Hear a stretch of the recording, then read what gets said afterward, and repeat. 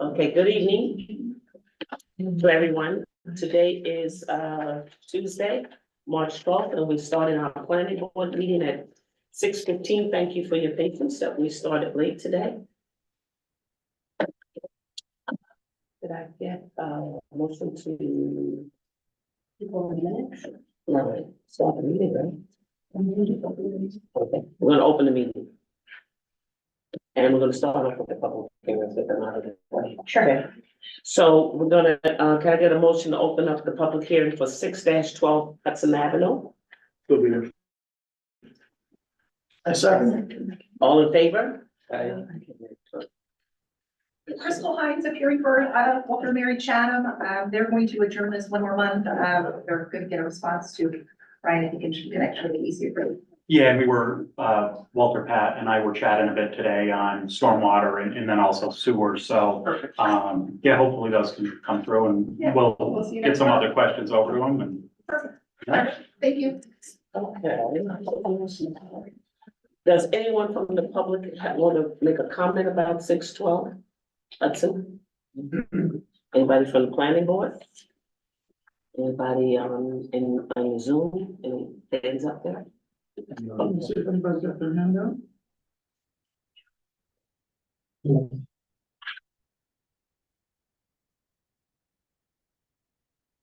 I can see. Okay, so can I get a motion to adjourn 6-12? April 9th, yeah. To April 9th, 2024. Motion. Second, all in favor? Aye. I need a motion to open up the public hearing for 735 Columbia Street, which is known as the Little Debs, okay? Oh, a motion. Second. All in favor? Aye. Okay, Little Debs, are you here? You submitted a lot of stuff, so.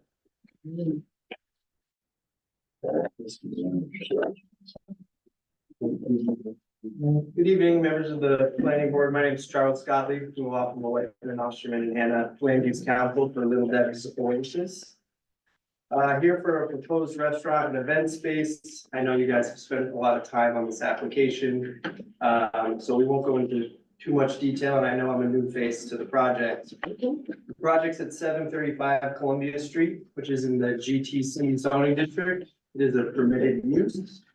I'm here this evening with the project architect, Michaela Friedberg, project engineer, Jennifer Crawford, our new traffic and parking engineer, Mark Naldini from Creighton Manning, Halo Carla Kaya Perez Galdiero, Garda, from Little Debs, and Margaret Stanton, the project manager.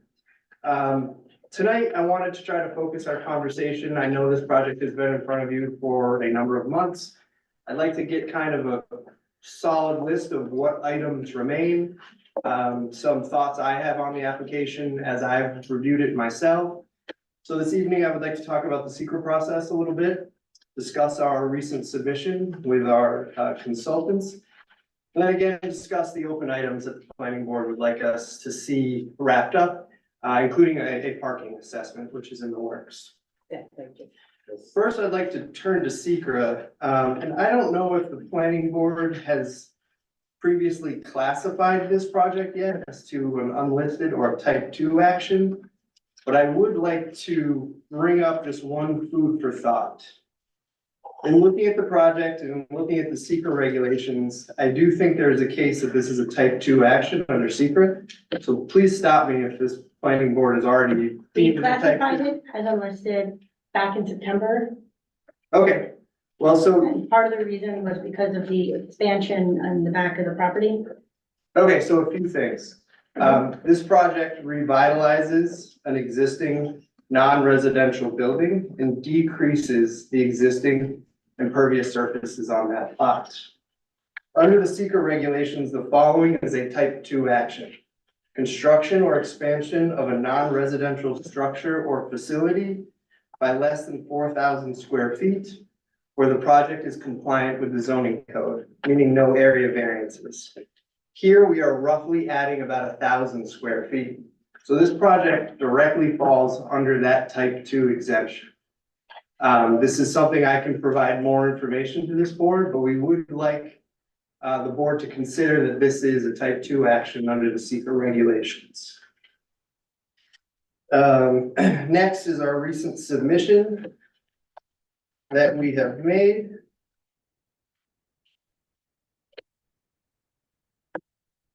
So one, we have a project narrative.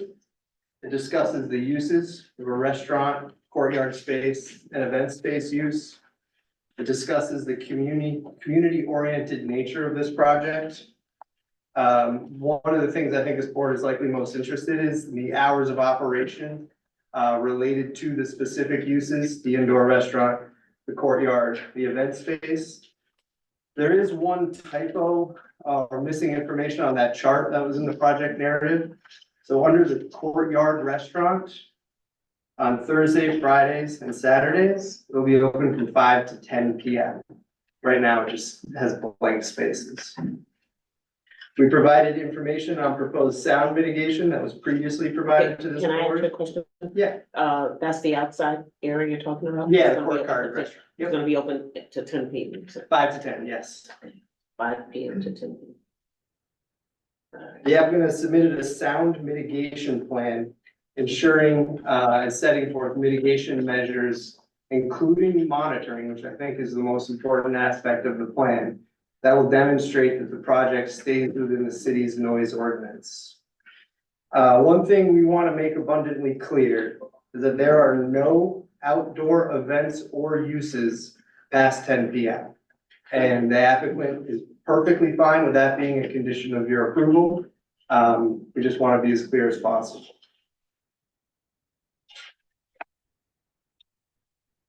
Few things in the sound mitigation plan. Again, it does a good job of highlighting all the mitigation measures that are going to be put into the project, which also could be a part of your resolution. Compliance with the sound mitigation plan talks about spray foam insulation, sealed with sound reflected material, sound absorbent panels, entry points in an interior vestibule,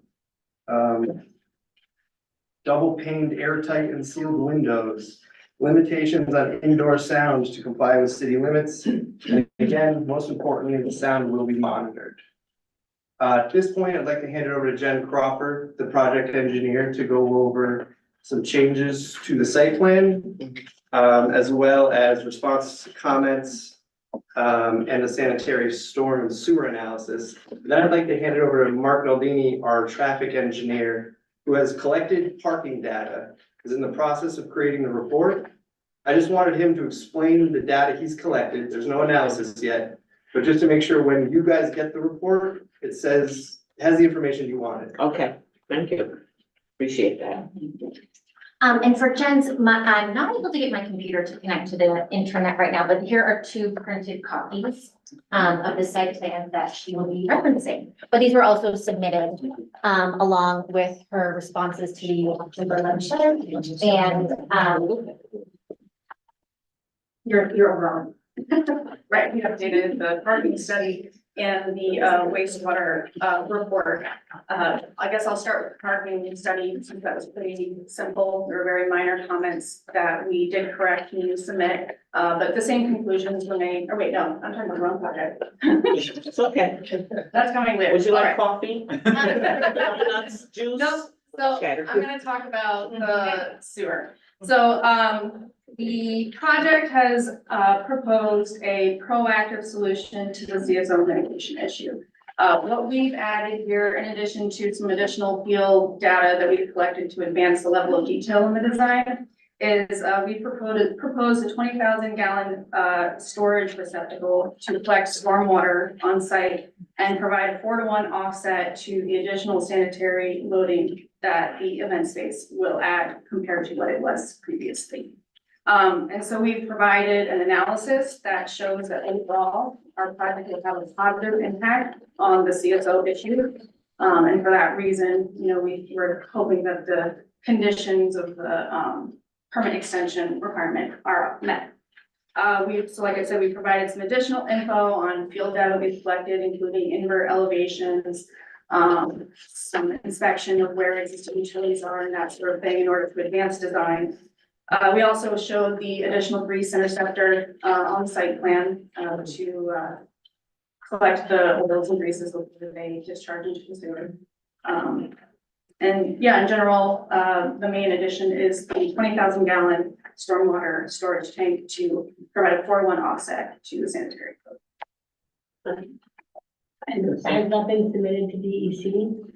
I did actually send it to Jamie, last week. Okay, yeah, Jen and I had a conversation last week, about, the proposal that they pulled together, and really what I conveyed, and I'll repeat here is, that the proposal, it very well, it's gonna be up to DEC and DPW on whether, such a, storage, and it's connecting back into the combined sewer in the street, but it's on a attenuated basis, so that it's not, the idea is so that it's not occurring when, combined sewer overflows are occurring. Well, and further, the intent would be to have two lines connected to the combined sewer so that at a future date, when the city is able to separate storm from sewer, we will already be discharging separately storm and sewer. Yeah, so kind of on a different basis that we've talked about on some other projects, or what the city is discussing with DEC in terms of, complete separation projects elsewhere in the city, where this would, the goal of not increasing the strength or frequency of CSO events, this would then just in a temporary sense, be attenuating those flows till after a CSO event, and then in the future, be able to separate completely. Sure. So it's been submitted to DEC, and hopefully we'll receive some level of feedback. Right. Great. Well, or, I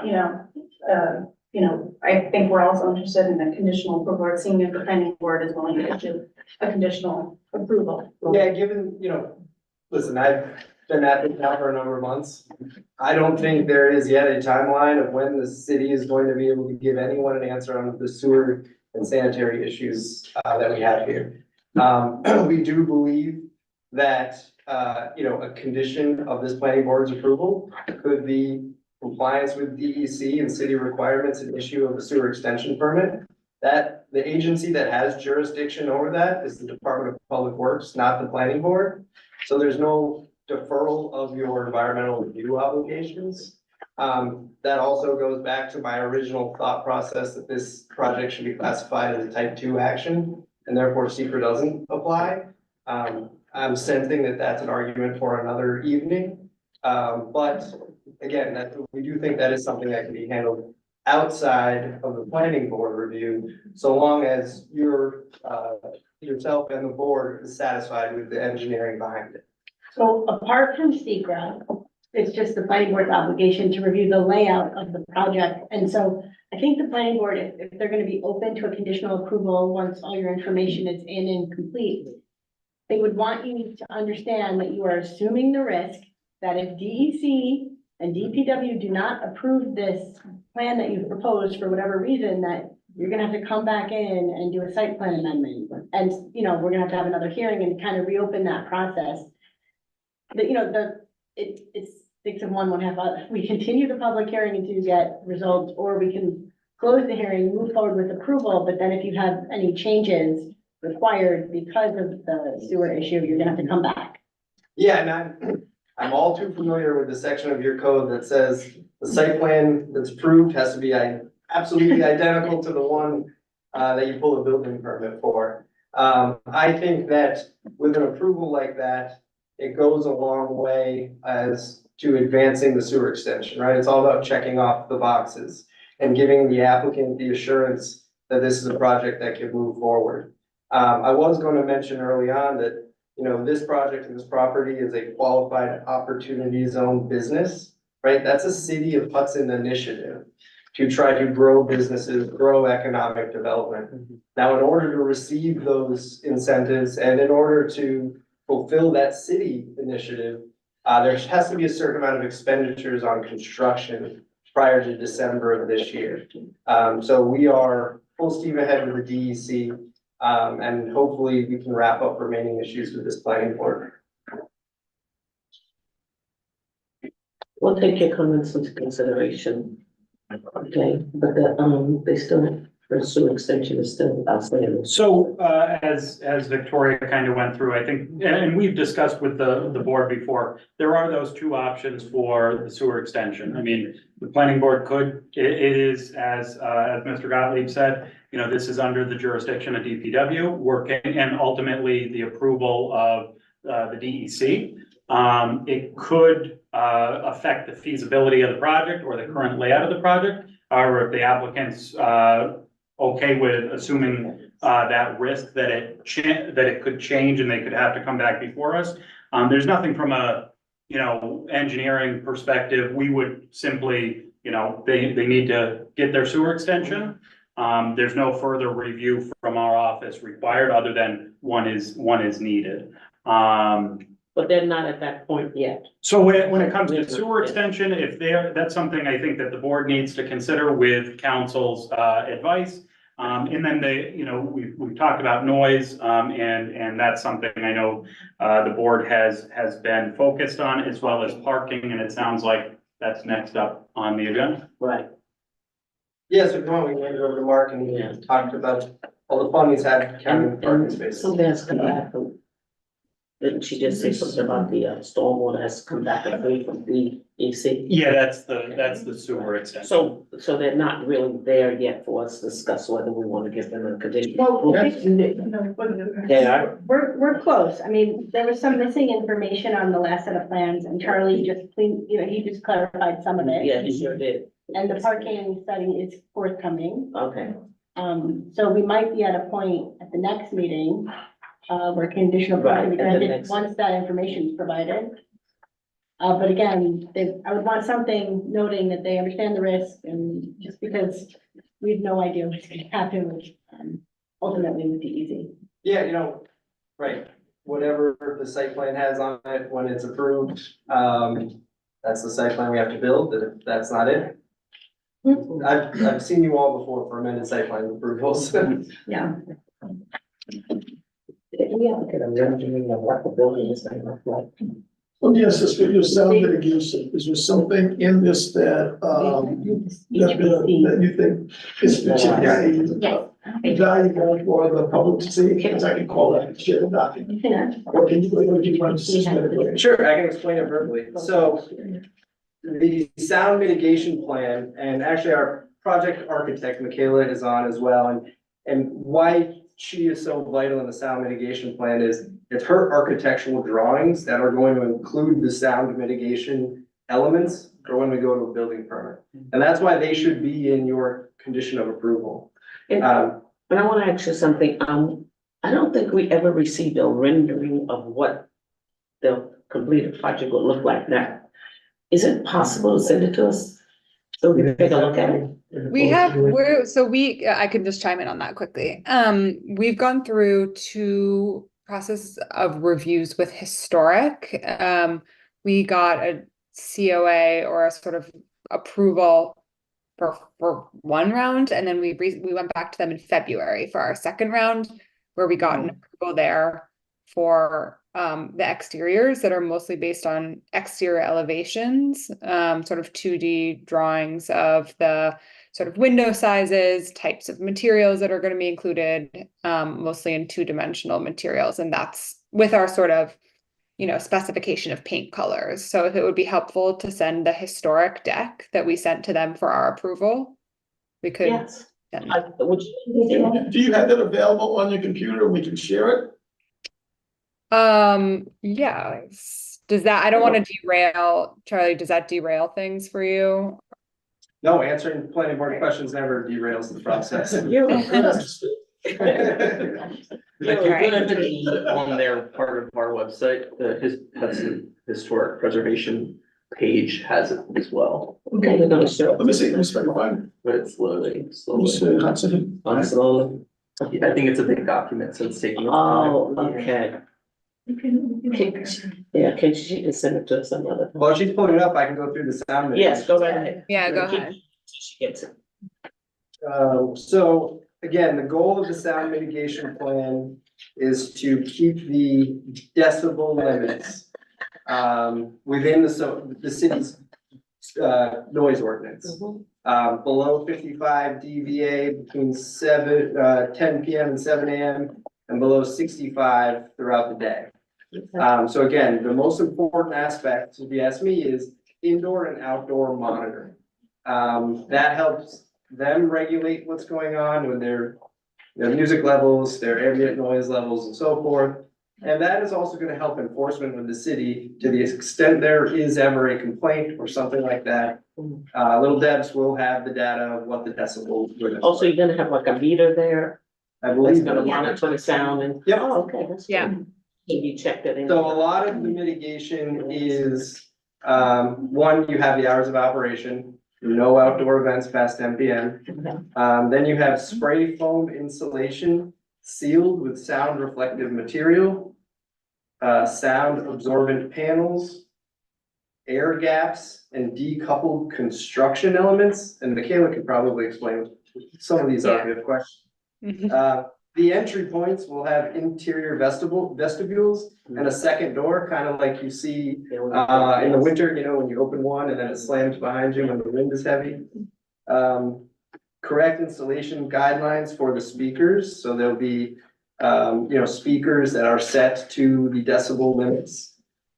Appropriate for indoor, realizing the mitigation will then damper it even more on the outside. Double paned windows on the event space that are airtight and sealed. Limitations on indoor sound to comply with city limits. A noise assessment will be performed during construction. So during construction, they will do a noise assessment that will make sure that all this mitigation is working properly. Okay. Interior decibel readers will be installed and outdoor patio decibel readers will be installed. So question, in your assessment, will you have a simulation of people talking?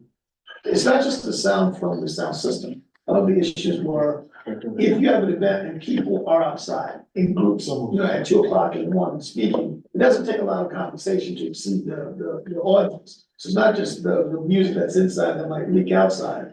And it seems like you have a great plan for that, but it's just the audible talking of people at 3:30, 4 o'clock in the morning when everything else is quiet, that can easily exceed the noise ordinance. Sure, so the first thing is, there won't be people outside at 3 or 4 AM talking because all outdoor events and uses are done at 10. So Okay, they'll so either be it's- inside Perfect. the event space or the restaurant. Oh, So you will have some time music in the restaurant also? Yeah, I think just background music like you would normally hear. Oh, okay. right. No, That's no different events. than what we do, so that's great. I think the. Can I ask a question about occupancy and seating capacity?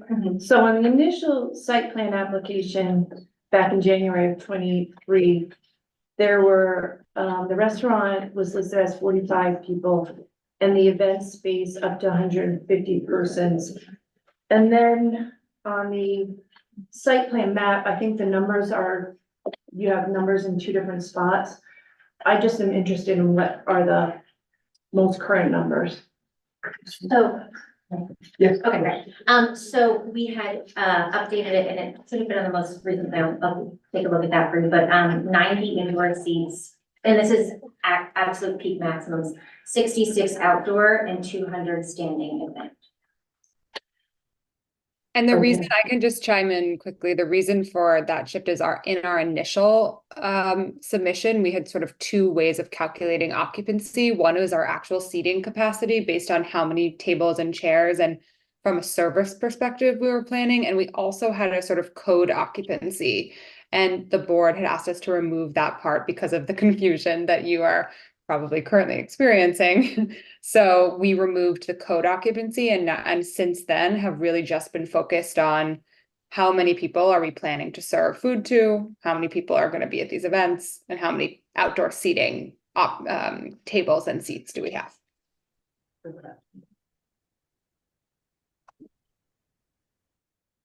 Okay, go ahead, who's next?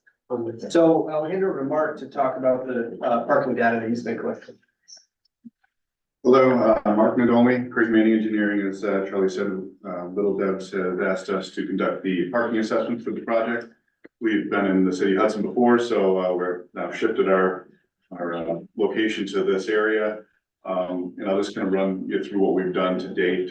Like Charlie said, we're not done with the assessment. We're really in the sort of fact finding stage. But what is nice about this use is that right now they're currently running a restaurant in this area. And what they've been able to do is provide us with their peak times of operations for time of day, which days are their peaks.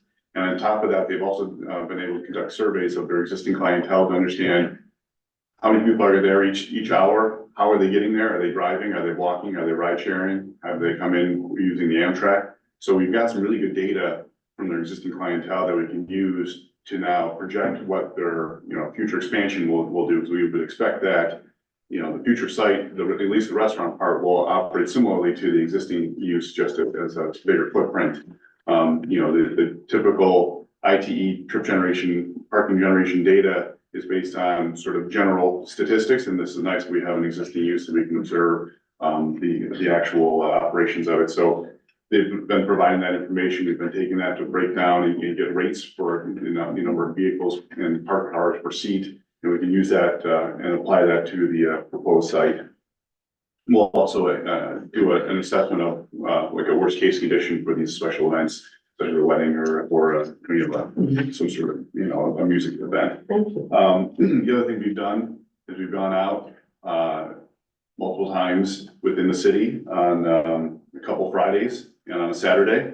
We've had to actually wait because this year was a leap year. So on the end of February, there was 2 Fridays in a row that were odd days. So we had to wait till this past weekend to do an additional count on an even day because you have alternate side parking in the city. So we've gone out on odd and even days on Fridays. We also went out on a Saturday. And within a quarter mile of the proposed site, which is about a 5-minute walk, we've done an assessment of all the existing supply and current demand.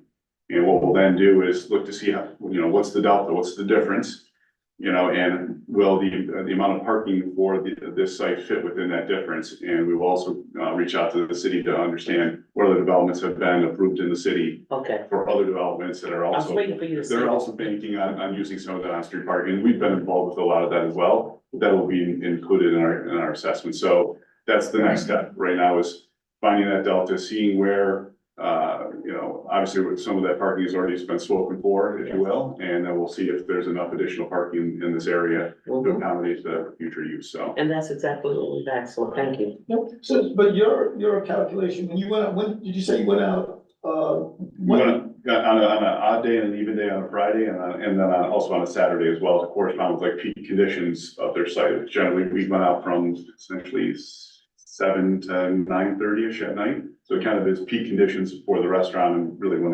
right, but when, like, what season, like, what was that? it was in the winter. In the winter, but Yes. it started different than summer.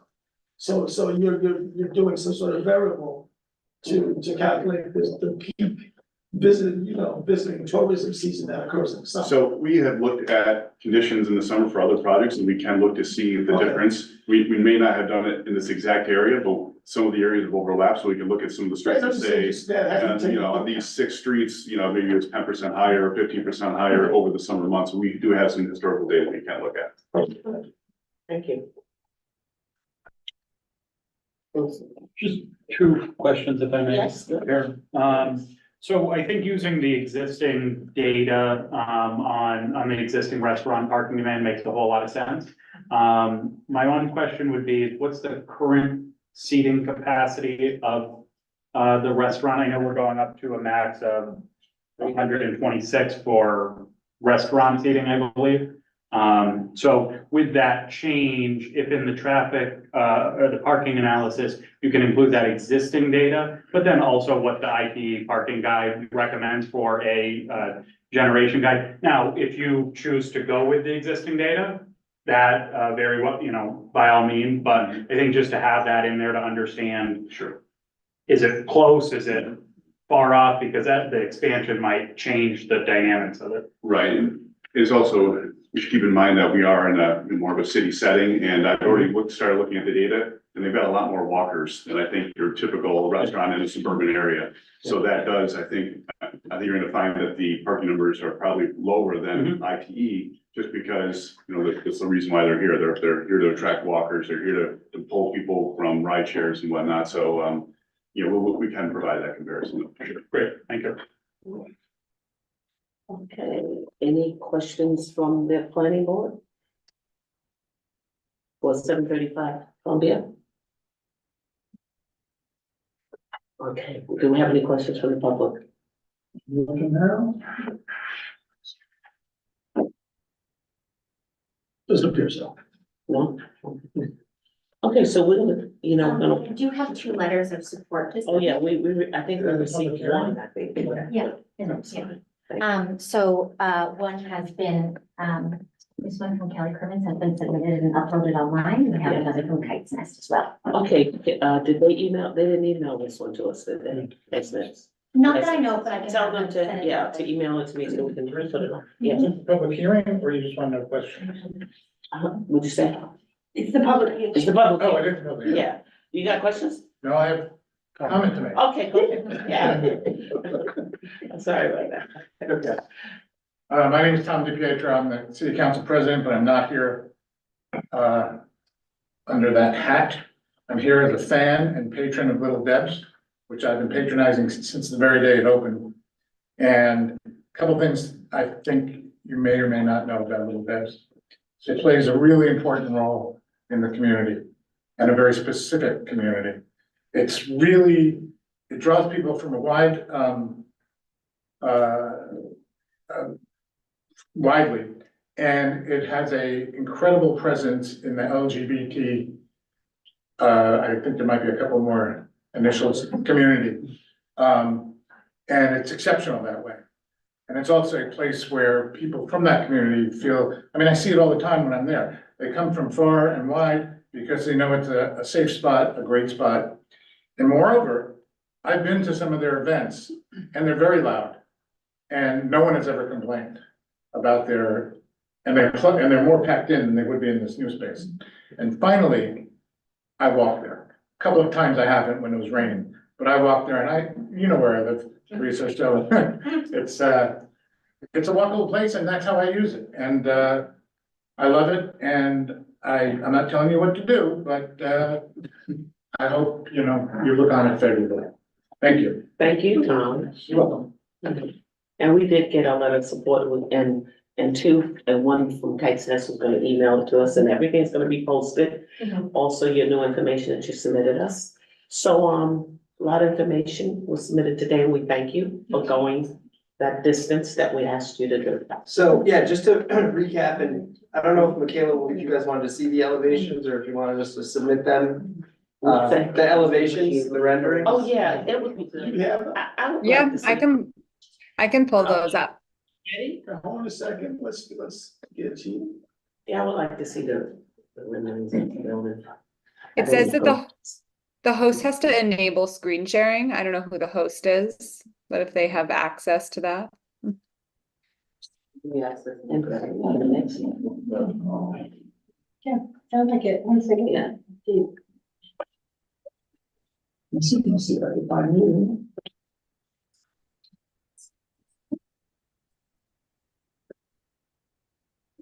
You know, if it's too much, she could just send it to us. But one of the Or we things can I go on the also website, like you said. Yeah, I have it up. Oh, you have it up? Well, I didn't know if it was too small of a screen. Oh, here we go. He's got it. Okay. Try now. We're in. So I'm just gonna show you the presentation that we sent to, or that we presented at the Historic Preservation Commission. It's both an overview of the site, but you all are quite familiar with it at this point. So these are just some photos. It's part of the review process. They want to see existing photos. When we were going through our initial design of the building, we did a deep dive into the history of this site. And it's actually one of a chain of pure oil service stations. This was built in 1935 originally. And it was at a time when automobiles were just becoming popular. You needed gas to fill the automobiles. So you needed gas stations, and people in the residential community were pretty resistant to it. The idea of having a sort of like industrial commercial use close by to their home. So they put these kind of domestic features on it. There's the pitched roof that has shingles, there's little awnings, there's things that make it very palatable for people. And in combing through these arguments, these articles, there's, reference to this line that says the cottage is of sparkling white brick with a heavy blue tile roof. That's from the Hudson Daily Star in 1935. So it was really interesting to see, what the building was originally colored. It's gone through many renovations. It's been painted many times. So this white facade with the blue roof became sort of our guiding principle for design. Combing through old pixelated images, you can see probably the best photo in the bottom left. It got bought by Gulf in the 60s. And then in the 70s became a TJ's tire service. And that's kind of where it's developed from. Here it's still white, the facade, but probably I think somewhere in 2005, it underwent its most recent renovation, and they painted it. Now you can see it's that dark color that it is today. So that was just our first step in understanding. These are some other pure oil stations. You can see the blue and white theme. There's like these scalloped roofs, the curved door, these slightly domestic features. This is explaining to the Historic Commission what we're doing, but again, you all have a pretty good sense by now. And, Historic wants to know all of the elements of the building we're changing. It's part of their application process. These are all of the things that we're making alterations to. And so you can see the differences. And so for our color palette, we looked into the Benjamin Moore Historic Collection, which are the color swatches on the bottom left.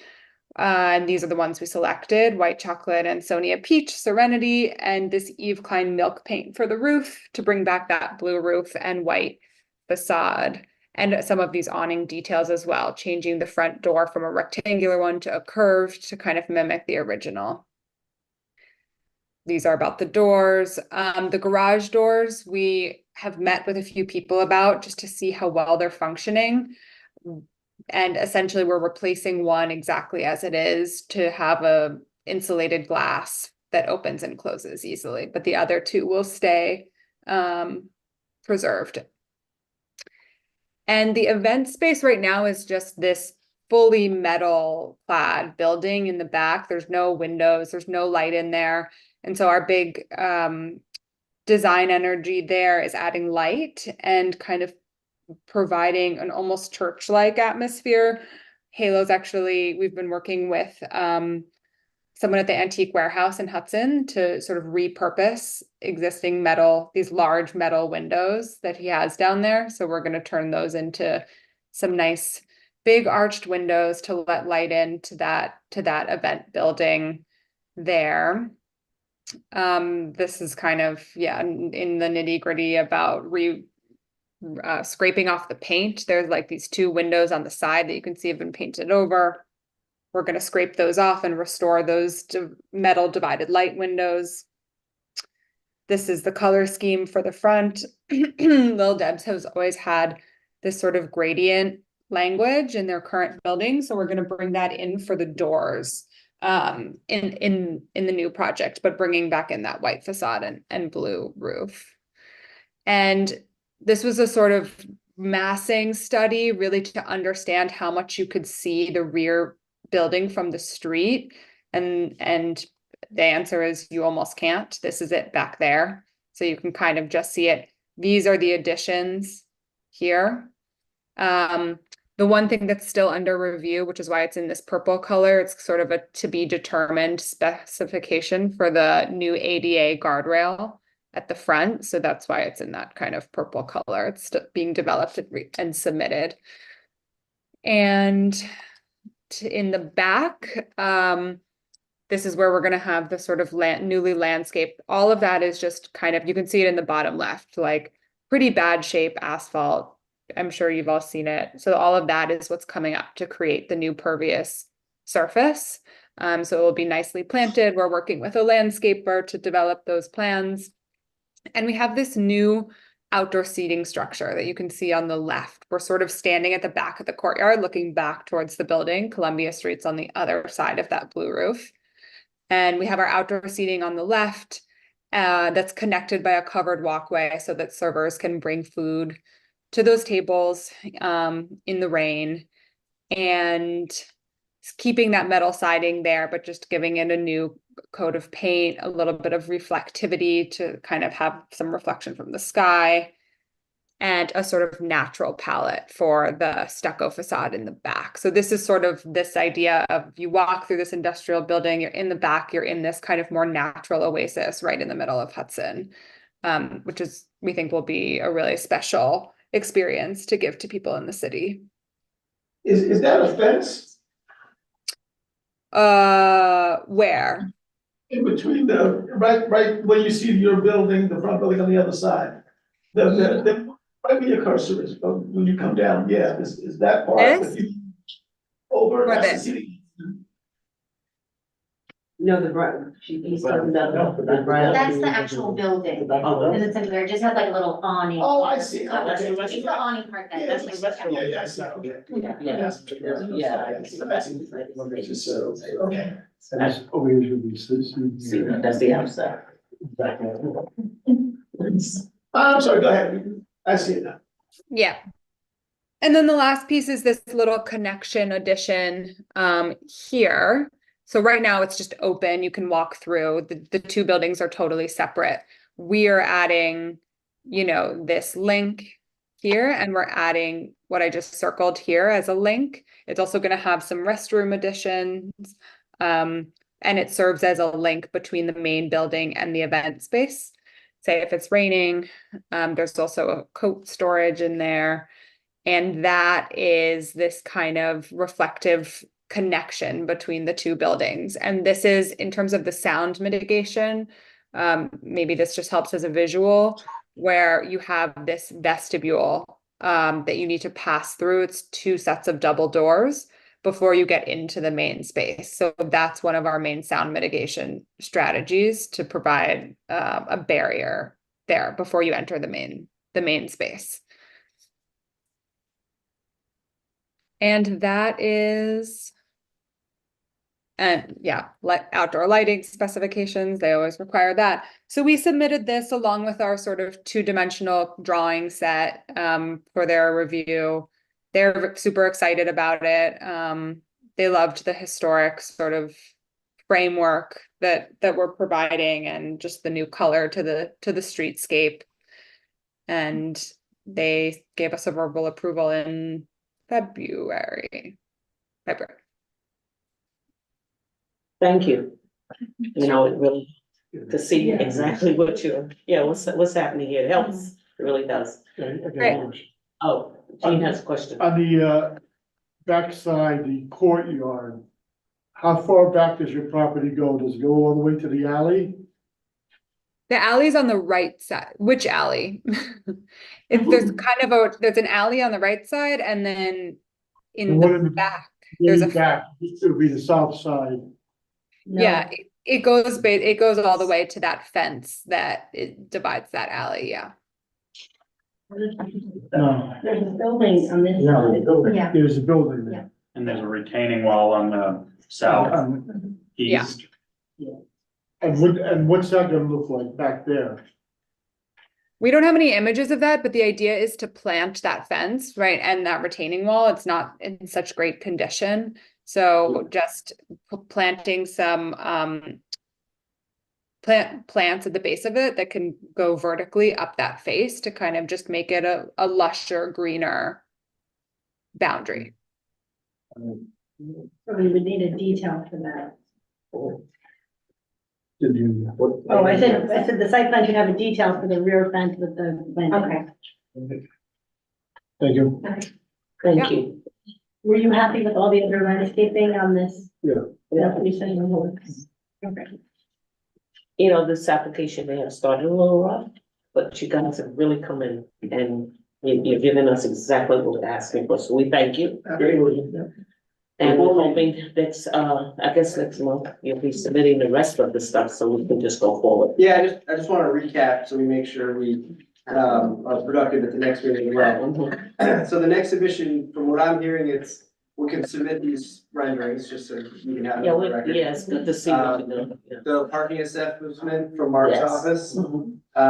And we haven't yet received engineering comments on the recent submission. On the recent submission. Yeah, No, and we've, in the parking, and I think with the understanding with the sewer report, we'll go through with the presentation this evening and, let you know if there's, any comments on the site plan, site plan aspects of it. okay. And then lastly, and I know I've done this in different ways for different projects, we wanted to submit, Jen's sanitary stormwater, package to Brock from Delaware Engineering, as well as Commissioner Perry.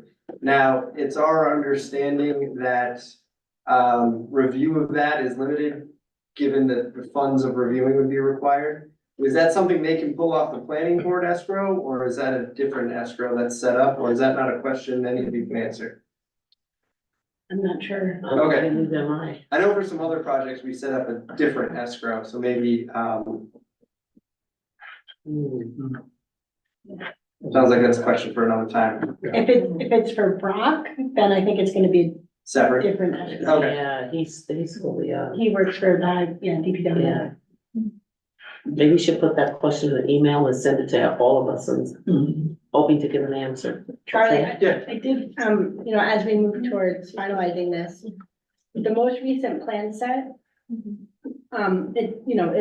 it's there, but it would be helpful to have your sound mitigation notes on the plan set, so it's something that can just be enforceable by Craig. So a section with sound mitigation notes, including your hours of operation, and also the maximum capacity in the restaurant courtyard event barn. I didn't see it on the most recent set, I don't know if it came off. But since that's gonna be a condition of approval, it should be on there as a note as well. So, start pulling together all of the pieces so that. Yep, so they can just put Yep. right in a resolution Yep. and on the plan. Understood. Okay, thank you. How soon do you think we can receive comments? I just really wanna make sure we have time. Yeah, I think with the understanding now, essentially, from our review standpoint, we're taking, sewer off the table, sewer and storm off the table. And parking, when that comes in, that'll be treated as another submission. So we can, I will get back in touch with you in the next week or so with any questions, and then we'll finalize comments based on any dialogue. Any questions from the planning board? Any questions from the public? Okay, so, I can get a motion to Continue the public hearing. continue the public hearing until, what is it, April 9th? Is it? April 9th. So 7:35, Columbia, I'll make the motion. I'll second. all in favor? Any opposed? Thank you. Thank you, everyone. All right. Okay, who's next? Okay, could I get a motion to open up the public hearing for 601 Union Street? And I'll second. Okay. Is 601 here? Yeah. Here. Oh, Crystal, you brought us paper, huh? Like paper. Hello.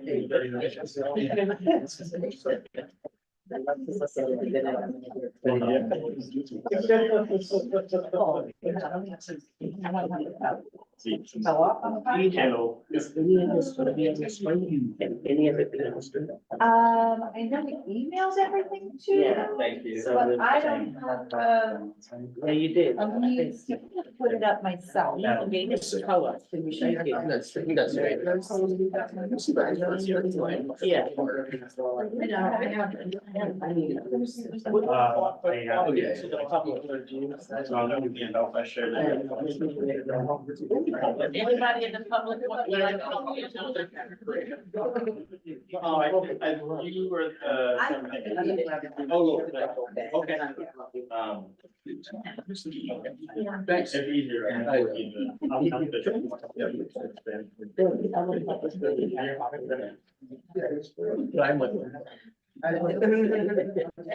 Wait till I have some. Okay. You sound like Gene. You're gonna create too many expectations. Yeah.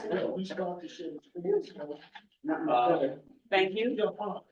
So we're gonna go on our I mind. wouldn't be on, yeah, here, wouldn't be able to. City Hall. What did you want to say about the rendering? We do have full size, yeah.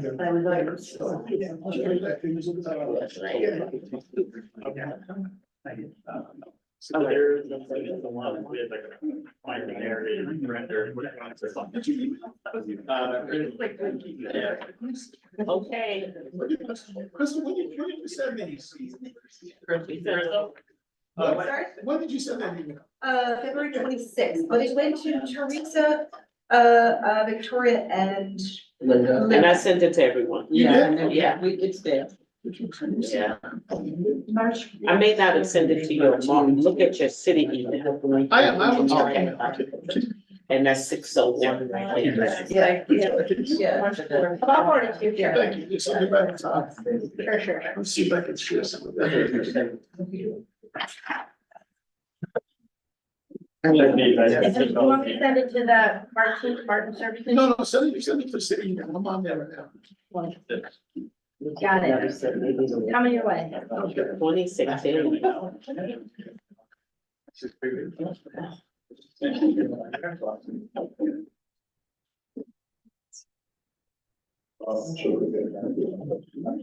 It's not LTP.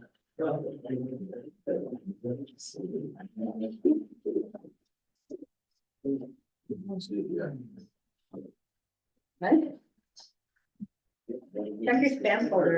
It's a big file.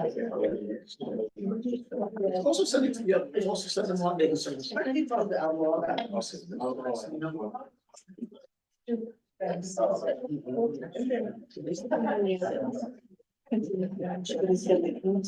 It's all sugar. We're just trying to get it up on the screen. But you can go ahead. Go get it up. Okay. Good evening, everyone. Andy Didio with Conic Engineering. I figured the best way to proceed, the start would be to run through the engineer's comments and the updates that have been made to the site plan, and just knock those out. I think the first part of the comment letter mostly revolved around the EAF one, which were updated, so I agree with that portion. The site plan layout. The drop-off location was one question. We did receive approval from the city DPW for the curb cut. A letter has been provided to the planning board for that, so they bring the shape there. Easements for the neighboring property for the adjacent property to the right-hand side as you're looking at the building. That easement location has been added to the plan. The dimensions, fire access, sidewalks, all of that, all the dimensions have been added to the drawing C-102. 88 paths, making sure that the surface of all the paths throughout the rear of the site are ADA compliant. They will be all ADA compliant. They're all part of the landscape architecture plans that are provided to the board. It's going to be a combination of kind of cobblestone walkways as well as what they call an engineered wood fiber product. It's basically mulch with a little bit of an additive to make it stiff so that it's ADA compliant. The rolling dumpster, I think we talked about last time, the dumpster enclosure is offset to the side where when it's pickup day, they're gonna roll it out. We coordinated with Barbados and the hauler to ensure that that's suitable for them. They agree. Snow removal storage, those locations have been multiple locations of snow storage have been added to the plan for winter snow storage. Neighboring parking spot, I think that we addressed that with the easement area where that falls relative to the curb line and so on.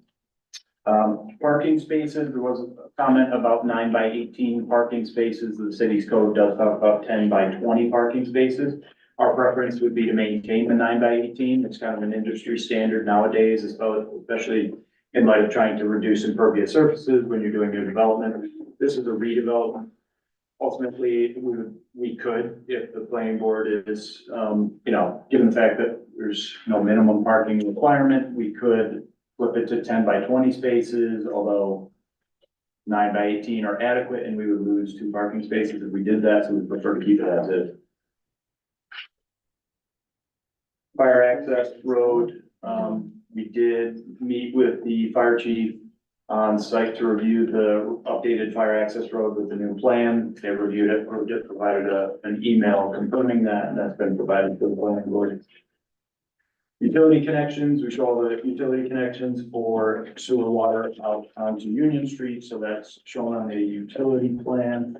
We don't have detailed connection design as of yet, although it's standard city sewer and water connections, live saddles, all that. Actually, our sewer connection, we're tapping into an existing sewer main, 8-inch sewer line that goes up to the road. The water will be a live tap saddle that will coordinate with DPW.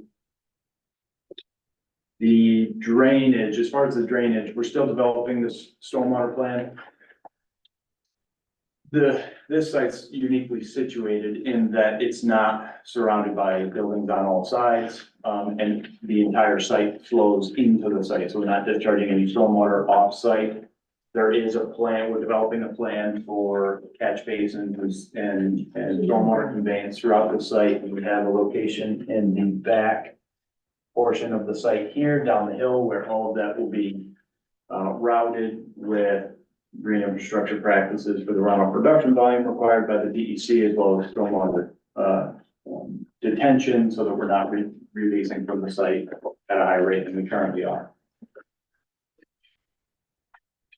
Lighting, so there was a lighting kind of scheme that was put together by the landscape architects. We can provide the board light pole locations on the plan. Ultimately, the kind of lighting plan is consistent with what was previously provided to the board as far as what light fixture types and locations will be. Again, that's more of the landscape plan, so you can refer to those drawings. Sunken patios, so the grading plan, sunken patios, there was just some question about spot elevations, what depth they're at, and so on. Those have been added to the grading plan, so you can see how deep they are. They average about, the retaining wall is about 3.5 feet tall, so, and then there'll be a standing wall on top of that as a guard for fall protection. 88 paths, to ensure compliance as far as the grading is concerned. Spot elevations have been added. There was a question about the finished floor elevation on a doorway that's been removed because there's actually no doorway where that was indicated on comment number 27. The sheet pile retaining walls, we added spot elevations there as well, and that we're still in conversations, kind of pre-con consultation with the contractor about the most cost-effective method for what just retaining wall would be for the fire apparatus access road. As it stands right now, it would be sheet piling, very minimally invasive. They drive big sheets down, so it's kind of an instant retaining wall there. And then on top of that wall will be not only a screening fence, but will act as a fall guard, so that whole wall will be screened. That's the wall next to the neighbor, right? That wall here, yeah. Once you get to that point, this will be all sheet pile retaining wall, dumpster enclosures here, parking and so on. And the baseball fields are down here, just to give you. Right, okay, that's so many other side. Yeah, when you pull into the parking lot. Yes. The first Yeah. street. Exactly. Slopes for ADA, that's been added. Oh, the grading, I think we have one little grade line that had tied in off the property that's been modified or corrected, so all of our grading's on our site. Limits of disturbance have been updated. Obviously, we will have a little bit of additional area of disturbance when it comes to the stormwater actual detention pond itself, but everything else essentially will remain the same. We've included the entire parking area for the board's consideration of area of disturbance relative versus what is the definition for the species permit, the stormwater permit, all land parking lot has been included in that area of disturbance. It'll update when we have the final configuration and size of the stormwater management.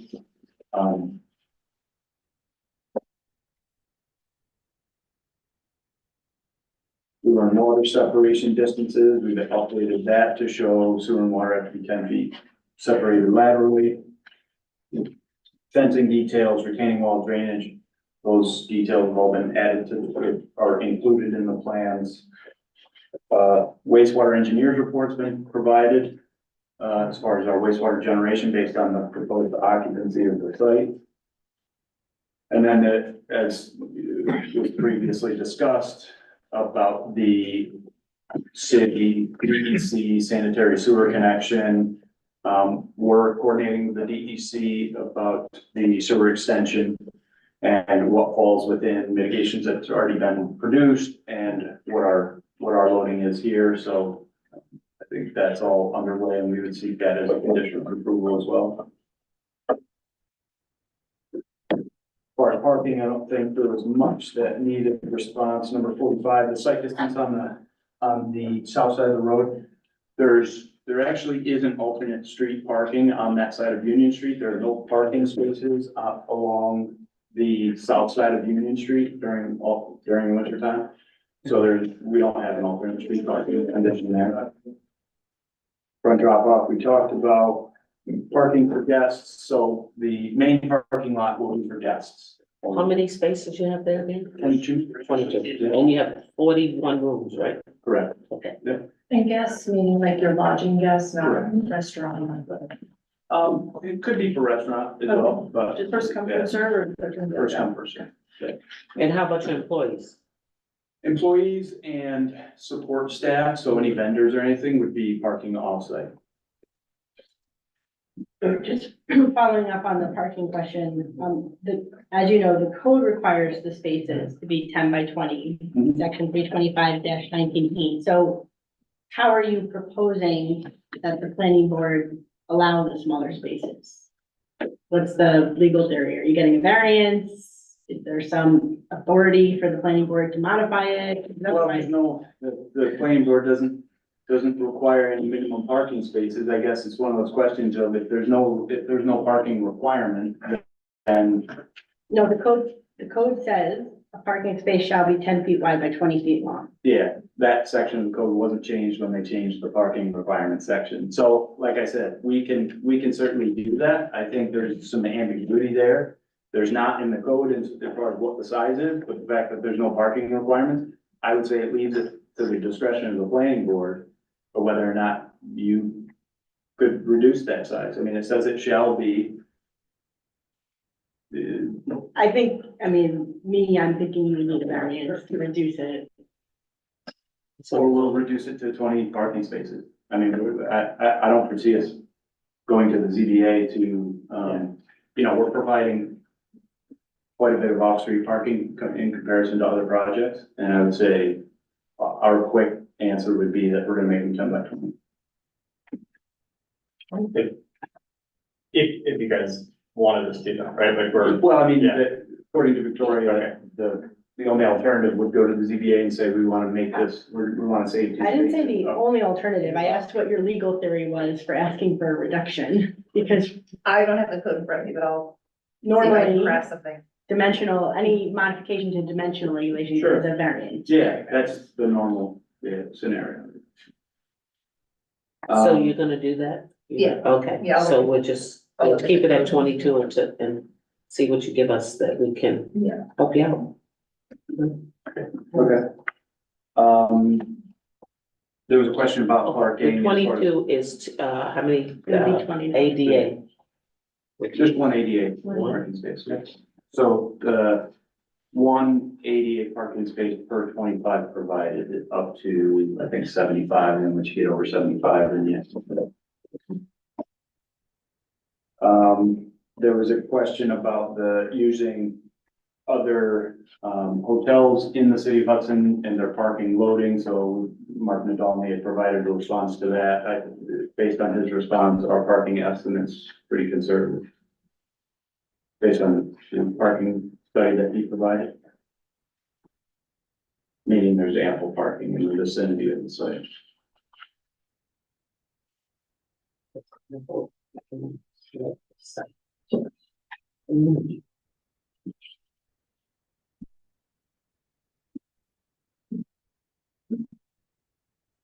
You said there's ample parking in the city there. Yeah, the parking study that Creighton Manning provided.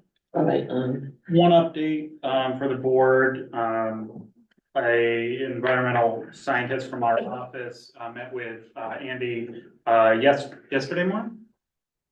Monday, yesterday. Yeah, yes. That's how I feel too. I was hoping.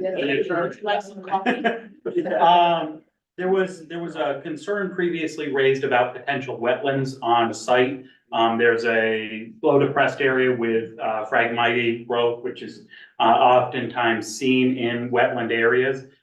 So as opposed to, I mean, there was really nothing for, the applicant to submit, but I know we wanted to kind of get some verification on, you know, whether we concurred, with the, conclusion that they're not wetland and non-regulatory. And so my colleague who met with Andy, they did take a couple different soil, what they call data plot surveys. So looking at the soil conditions and looking at the different criteria for designation of a wetland. And based on the review of that data, it was their conclusion that the area is not a wetland under DEC or Army Corps' criteria. But it appeared that at some point, wetland soils containing phragmite remnants was likely dumped, as it was consisting of other fill material, so there was some. what's a phragmite? It's a tall grass. Oh, essentially. the brown And, stuff, yeah. okay. So it appeared that this was an area of fill that the soils that were imported and dumped at some point, you know, who knows when, contained wetland soils that was dumped there, but there are not signs of basically the hydrology and the soil characteristics were not meeting the requirements to classify it as a well. Thank you for Yep. clearing that. Of course. So are you gonna fill that in, make it dry? No, No, you still this need one. portion, the portion in question, let me orient myself, is over in here. It's on the TSX property. Okay. So it dips off there, yeah, but there are some phragmites that grow there, which is an opportunistic invasive species that even you can see it growing on the top of the hill because they're rhizomatous, so they can creep their way down into a low wet spot. That said, this doesn't even really have a low wet spot, it's just very dense soil that tend to hold moisture enough for at least phragmites to grow, but there's no other hydrate. Yeah, and really, there's some very minimal grading In that area. along the edge, but there will be a large, you know, a good portion of it will remain off-site, that it's not on the applicant's property. And really, it was just kind of verifying that the fill that was being placed was not, did not need some sort of permit from Army Corps or DC.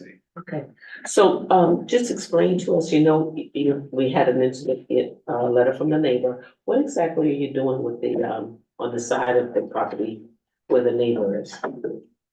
The. Right there, yes. Yes. Because at one time you were gonna have tall trees and you needed space for the emergency vehicles. So what changes, explain the changes that you have there. I can walk through it, or Andy, you can. Go ahead. I also put a couple of them in the narrative as well, but Yes. I could walk through. Yeah. And I can run through, since both neighbors are here, both neighbors and what we've done for both of them. So starting off, I would say with Walter, the concerns were, provide some screening, provide access. So we went ahead, we also have a landscape narrative in there that explains it and a planting plan.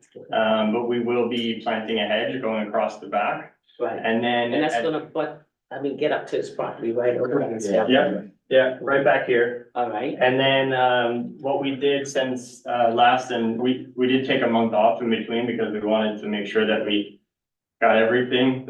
So we took some time and compiled everything together. One of the main things that we changed is the request of an access that would be requested whenever they Right, needed no, it. So we put no.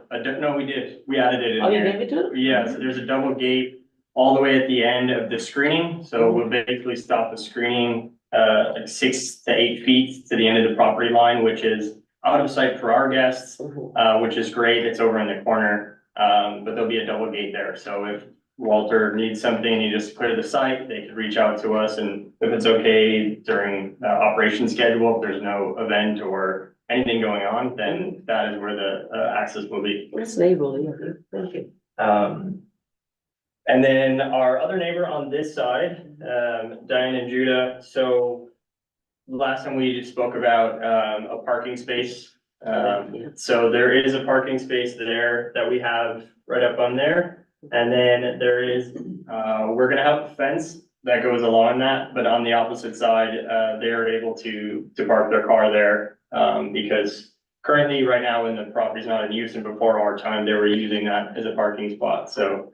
There is a dedicated parking spot in the easement that they have with us.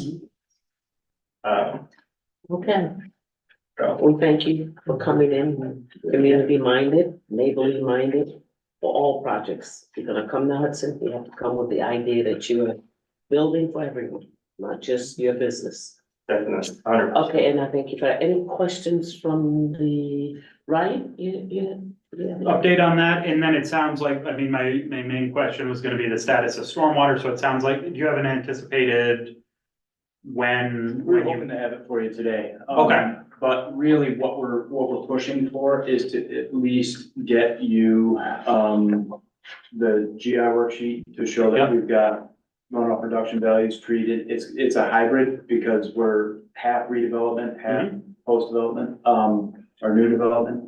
And then just the pond sizing to show that we can meet the criteria. I have no concern about the area that we have with the ability to meet the speedies requirements. I mean, given the fact that we're really just dealing with the DEC on wastewater and the stormwater, which is regulated by the DEC, those are really, in my mind, the two outstanding items, which we would look for the board to approve the project. Almost the same As a thing as what the condition, other people are Yeah, asking. and we could even say as a condition that it be to the SWIP, information be provided to Ryan as a, to his satisfaction. And then once he issues a letter to the, essentially the building department, then it would be final. Yeah, and I think if you're in a position where it can be submitted, you know, and it's not months but in the short term, to understand just kind of the footprint and what you're looking at for that treatment, the WQB sheets, and kind of showing the limits of the proposed practices. That way, at least the plans have it all on there, and there's not gonna be a change to, you know, the limits of work, things like that. And that would be included with whatever final plans that Yes. came before for first. Yeah, so if that's something, you know, even that it's in development and can be submitted this week, we could look at that kind of all at the same time and then, you know, get you any comments on that, as kind of one cohesive package. Okay. But let me know, and you don't need to let me know now, you can, you know, shoot Sure. me an email, tell me it's coming, or go ahead without it. And we'll, you know, that'll just be another, you know, a comment for next round. So you're anticipating going through, you haven't had a chance to take a look at the updated. Looked through everything, wanted to hear the presentation tonight. I mean, the vast majority of the comments have been addressed. Traffic related ones, I did pass along to a colleague, who did the initial review. So, you know, I think we'll package everything up, and whether, you know, just let me know if you want us to do that in the short term, or if you want to submit what you have for I stormwater. would say if you could get us whatever you have in the near term. Yep. I don't want to promise stormwater and then have a hiccup. Yep. Delay things. And I think, you know, I'll look to the board, on this one, similar to the, last application.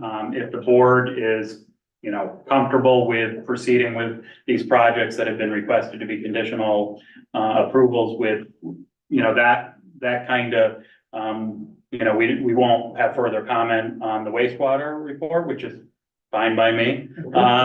One less thing to, look at, but, just kind of making sure that the board's comfortable with proceeding down that route for at least these two and, anybody else that may request it. I mean, I think we do need the like basic stormwater features that are gonna be on the property shown on the site plan. Definitely, yeah. Okay, but then the approval by other agencies, we talked about, so if the board was comfortable with it last time, we're comfortable. Could you just go over your lighting for us? Because I think it was some concerns about what type of lighting you're gonna have, make sure it wasn't It too didn't- bright. I don't think it had, foot candles on your lighting plan.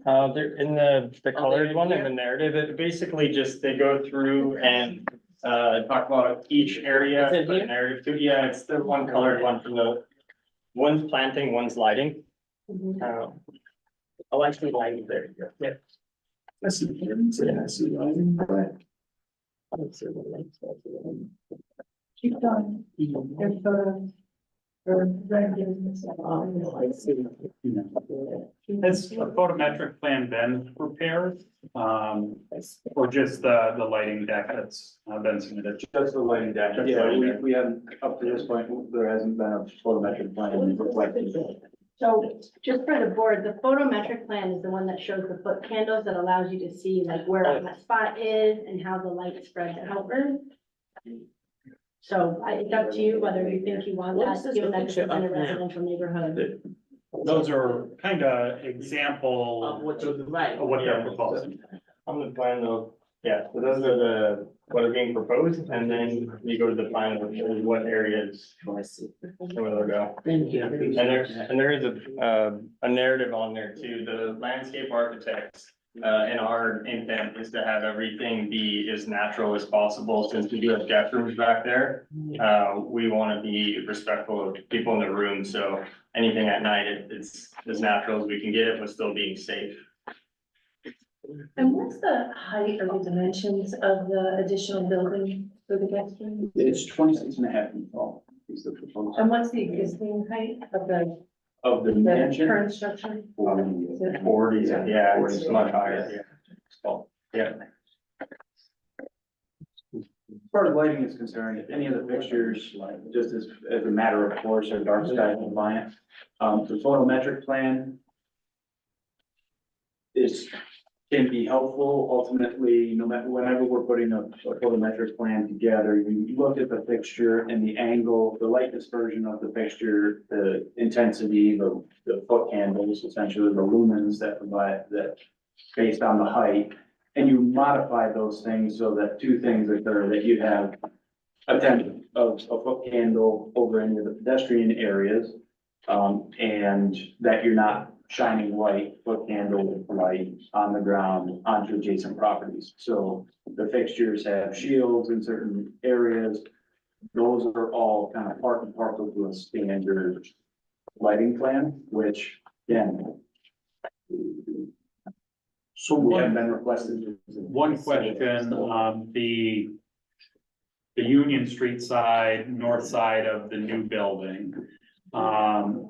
It doesn't look like from the lighting, document that was submitted, any lighting proposed on that side. I would assume there's some level of, it looks like there's an overhang In the corridor, in the corridors, and so there'll be some lighting, but nothing along that path through there. Just building now. yeah, these buildings, the pathway will bring guests underneath that corridor, and then they'll walk into the rooms that way. Okay, so that's gonna be mainly a service access to the gym, spa, bar. Yeah, Okay. it's our fire lane, and then the pedestrians of the guests will just go into the rooms. Okay. Is the board satisfied with it, or do we need a photometric plan? Something that actually shows us. That's in the board.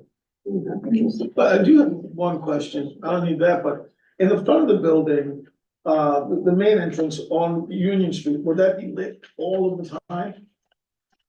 uplit or like? No, just like, like if there's a hotel, typically hotels are Yeah, lit. yeah, there'll be building, and our lobby where everyone checks into is one of the main existing front windows. Right. So that's and lit the 24 entrance. hours a day. Well, not lit, but at night, it's lit the entire night.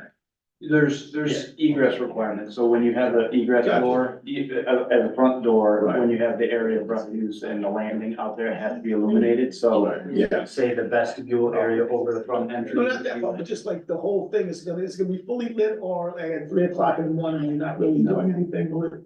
Yeah, cause all these will be guest rooms above, so. So they're not, Not lit. they're not You lit. mean like uplighting or something? Is there Yeah. uplighting? No. No, because they're all, cool.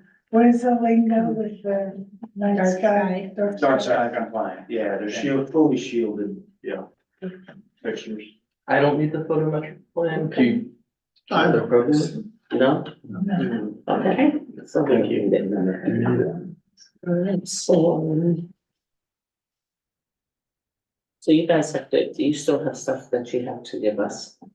So we'll be looking for the SWIP, but other than that, I'll get you, we'll get you feedback on this submission, or well, at least some level of stormwater, accounted for on the plans. And I'll let you know any other questions.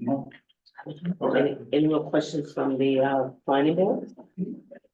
Just trying to look ahead, barring any, by the sound of it, barring any major comments, it sounds like stormwater is really the one thing that we'd like to get buttoned up. Is there, Victoria, do you like drafting a resolution prior to the next meeting? Or the meeting of potential action from the board? I'm just wondering, can we be in a position to, again, assuming that we satisfy any comments from Ryan, be in a position to have a resolution prepared for the next meeting? I mean, it's possible, It's possible. I can draft it, it just depends on whether we get your comments back and Ryan's comments are met sufficiently in advance of the meeting. Yeah, I mean, if we could be And what comes prepared up in for the it, next 'cause meeting? I totally intend to have Ryan satisfied by the next meeting. Question or comments? Turn it already. I would say, for the board's consideration, we've talked about stormwater, there's the kind of, I don't wanna call it minor, but there's the gray area, the parking, what's required by code versus what's kind of industry standard and how we handle that. The wastewater, with that being a potential condition of approval, that kind of takes that off the, concern in the immediate future. I know we've talked at length about, neighbor concerns, so I do not know if, obviously the public hearing is open, so we may find out tonight, but, that's been something that the board's been considering. And of course, the parking study has been submitted. They've addressed some comments. My colleague is reviewing those, but that did also have some recommendations for limiting winter versus non-winter event sizes. So that's something that the board should, continue to, once we get to a point of considering approval, those are some items that need to just make sure everybody's comfortable with. Now you did give us your 1601? No. No. You're still, okay. So right now, Ryan hasn't given us his, recommendation on it as of yet, so we're gonna see what that is first, right? So we're gonna continue the public hearing, okay, and hope that next month we can get further. Okay, The motion, wait, you want to give anyone else? in the public? anybody from the public has questions? second. So, sorry about that. One at a time, you, ladies first. Okay, I'm Diane Townsend. Hi, Diane. I live in Health. It's 555 Union, and I want to thank the board for such careful care and time spent reviewing the project. And I just want to say I'm really excited about it to move forward. I want it expedited because my husband and I, we're both artists. we're here, we live there 24/7, we live and work in our. So you're the neighbor that has I'm a parking Union. space? That has- Yeah. Okay, Yeah, we've lived there for 13 years, and we did a lot of gardening there when Elmer Ambrose was there, and we really enjoyed their plan because it's so beautiful, and we look forward to having our view instead of looking at a derelict building. We want to see that, landscape and the project that we're doing. I think it's really great. and the pool and all that. Yeah. Our building is 96 feet long and it's paralleling the hotel building. Right. They're all- These are the neighbors on with the. We have 22 windows, so I want you to know what we have done to prepare for this hotel. We planted so far 14 hornbeam trees, so that will be a hedge all the time. We frosted 18 windows on the inside. Of your So place. of our, yes, on the inside, so that we reduced any possibility of sound, large amount of sound traveling in, and then nobody can look in, and we don't look and see Out. the And hotel. we still have a light, great light. But in the back, we'll be able to look at the garden. Plus, we have added trellises along the windows that face the hotel. And we planted clematis and roses. Some were there before, some we have added last year. So we did that all in preparation to say also, we don't just ask for things, but we also gave things. And the reason is that this particular group behaved in a way that I think Hudson would like, instead of fighting all the time, people work together, and it's been 2 years. Thank you. Very nice. Anybody else in the public? I'm gonna look over here. Let's see.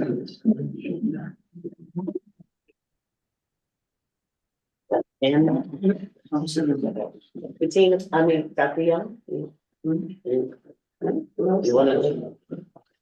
Hello? So, oh, there's somebody with a hand. Oh, how many does a handout? Is that a handout? Okay. Yeah, the neighbor.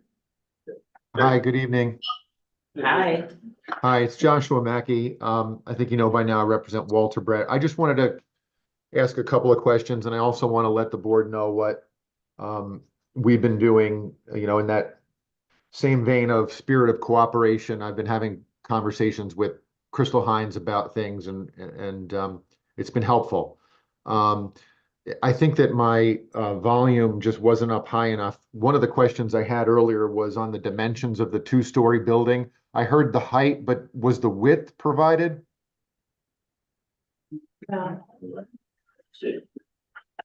I guess the dimensions on the whole building would be helpful.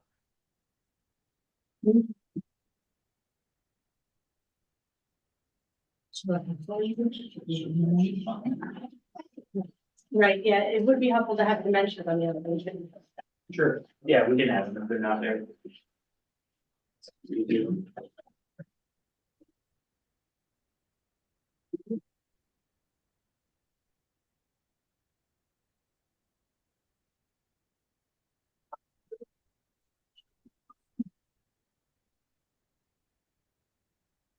No, just give us square footage, so we can add a dimension. All right, thank you. The illustration of the building was helpful, so thank you for that. Well, it's a flat roof.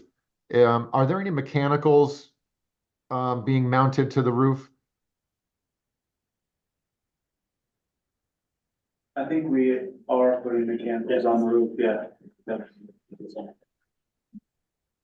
Okay, I heard in the last application some conversation about noise. I'm happy to, I think we all know there's panels out there that really there's some advanced technology for reducing noise. So to the extent that some sound reduction panels can be installed where appropriate, if that could be included in the plan, I think that would go a long way towards mitigating some of the impacts on Mr. Brett's property. And is there any plan? The roof itself will not be activated for guest or employee use, correct? Correct, yeah, there will not be. Okay. Question, the sound, were you referring to mechanical or for event? You know, I suppose both. Is that you, Lance? No, this is Gary here. I was just gonna mention, I didn't run through it because I didn't, get any questions on it, but we did hire, an acoustical engineer to review the projects, right after the last meeting. And that report is in there. His biggest thing was, he was like, you kind of did all my work for me by putting this building in between the neighbor and your events and where your guests are. He was like, I couldn't design something better. So he does elaborate on that, but, that's in the report in there. I appreciate that. Okay. And I know you talked about the lighting plan earlier. I don't know, this is all downcast lighting, right? They're shielded so that the lighting is directed towards the ground. Right, correct. Is there an option, or have you thought about a time when you're going to turn off the lights or dim the lights at some hour in the evening? I think that we need it, right, for. There's a certain element of safety lighting that needs to be maintained, but anything associated with like an event or, in the back or the pool area when it's not in use, those areas would not be illuminated to kind of indicate that they're not in use or permitted to be at the time. Yeah, Okay. that's correct. So, all the lights, except for the path lighting would be off by 10 p.m. Okay. And then last one, we appreciate you including the plantings at the Brett property line. And I know that Ms. Hines and I have talked about this, they're 10-foot tall. Do we know what type of plant, the species or the cultivar that you're considering yet? Is it arborvitae, which seems like it might be appropriate, and I know in that neighborhood they've been put to use? Yeah, there is a planting narrative or like a full, planting plan that was submitted as well. Right. And I believe it was a mix of 3 different types of conifers, and I believe arborvitaes were one of those. Okay. But I fall off the top of my head. I can send that to you, Josh. Yeah, that's fine. And that's all I had for now. The board should know that Crystal, I'll call you Crystal, sorry to be so formal, and I have been in communication. We're going to keep that going, and you know, hopefully when we get all the questions answered, we can you know, have a conversation maybe in person even. So we appreciate everything that the board is doing, and what the applicant has recently submitted seems to go some way in the right direction, and I appreciate all the communication. So does Mr. Brett. And we appreciate it too. The plans say existing trees to remain and then proposed coniferous trees. So it doesn't look like. Yeah, it looks like the planting plan, the planting schedule is just calling out coniferous trees 8 to 10 foot height, not any species. So just any clarification on that, on the planting plan, would be helpful. Yeah, sorry, that might be, it's in the planting narrative, yeah.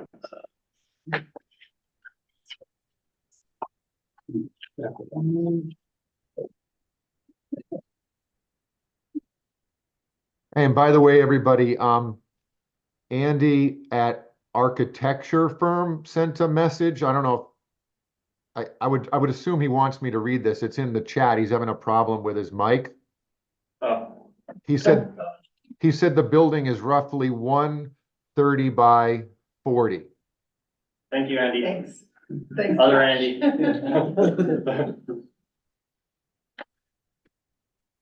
Okay.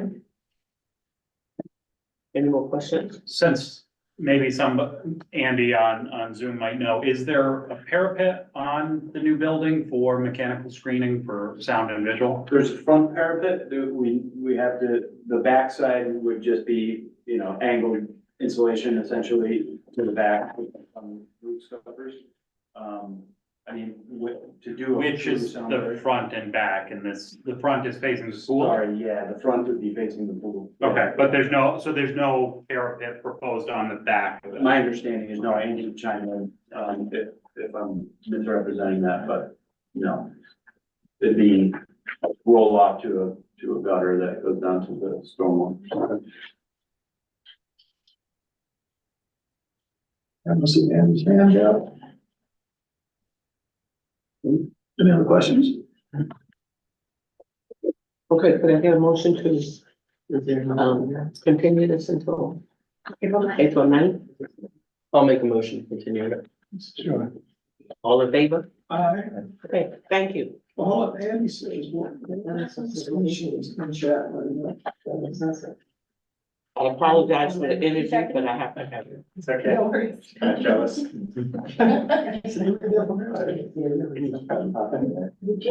He says pending structure, we can provide a parapet at the height shown. We provide a parapet on the back. I know the vendors. So just understanding what mechanicals are on the roof and if it can be screened by a Sure, parapet. they're gonna be heat pumps. I can tell you that, but they will be. The air conditioner's gonna be on the roof too, it's gonna be It'll be noisy. heat, heat and AC in one unit. It's called a heat pump. Yeah.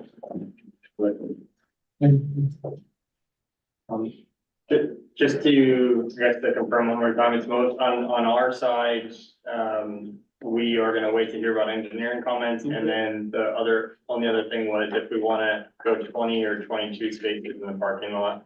Crystal's gonna give us some. Yes. Something to help us out. Perfect. Okay. Mention those. Yeah. Okay. And then Yeah. Okay. the dimensions on the plans. Yeah. The Stormwater, include the stormwater basins on the site plan. Yep, we got that. All right, Great, and sorry, one more question, only because I have so many consultants and engineers and everyone on the team that is like, every time is like, what are we doing? What are we doing? Because they're all on standby. So there is a possibility, but we won't find out until we come next time if we're going to get approved with condition of approval. That's something we'll find out when we arrive, or that's. So, I mean, it sounds like you're getting very close, but I think the board just asked for a few more things. Okay. So it just depends on how he's gonna get his comments out, you gotta respond, and then Yeah. if it's too close to the meeting date, it just becomes. Yeah. But if we can get Ryan satisfied, Yeah, that's on you. how much time do you need to have a resolution for it? Yeah, because we can get it in before the 15 days, I think is what he's saying. Okay. yeah, resolution could 15 be. days, Yeah. no, resolution take a little bit, but 15 days is more than enough. Okay, Okay. perfect. Thank you. Well, thank you so much. Thank you. Thank you. Okay, would the party want like a break or we wanna go ahead? Continue? Okay, continue, please. Yeah, check.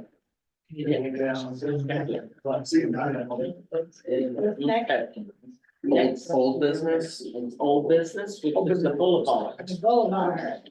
Victoria. Hi.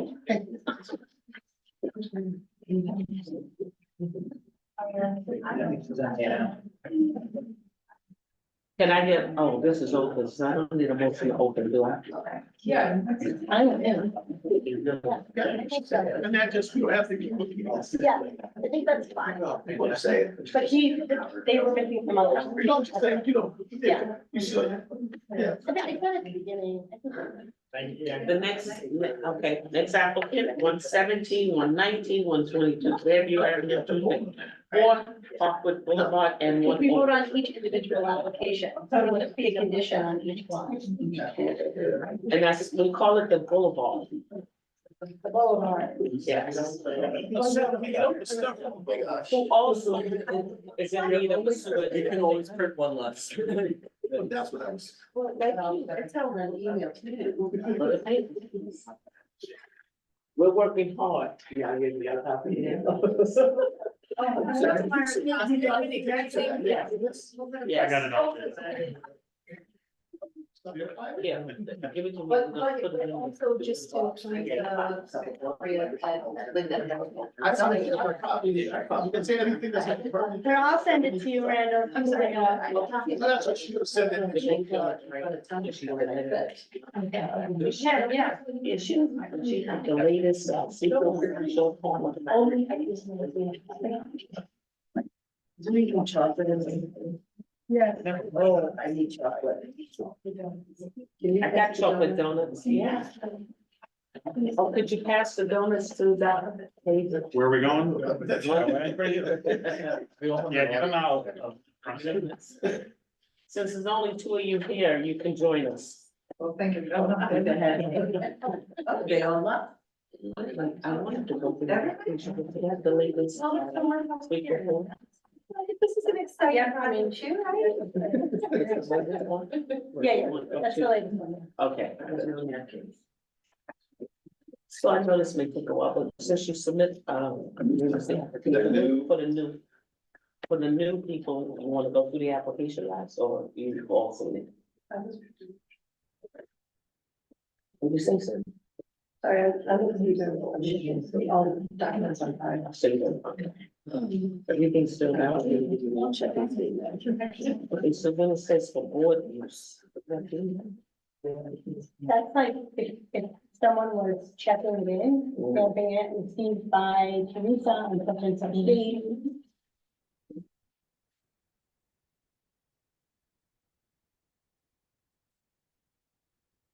Okay. Did you say that?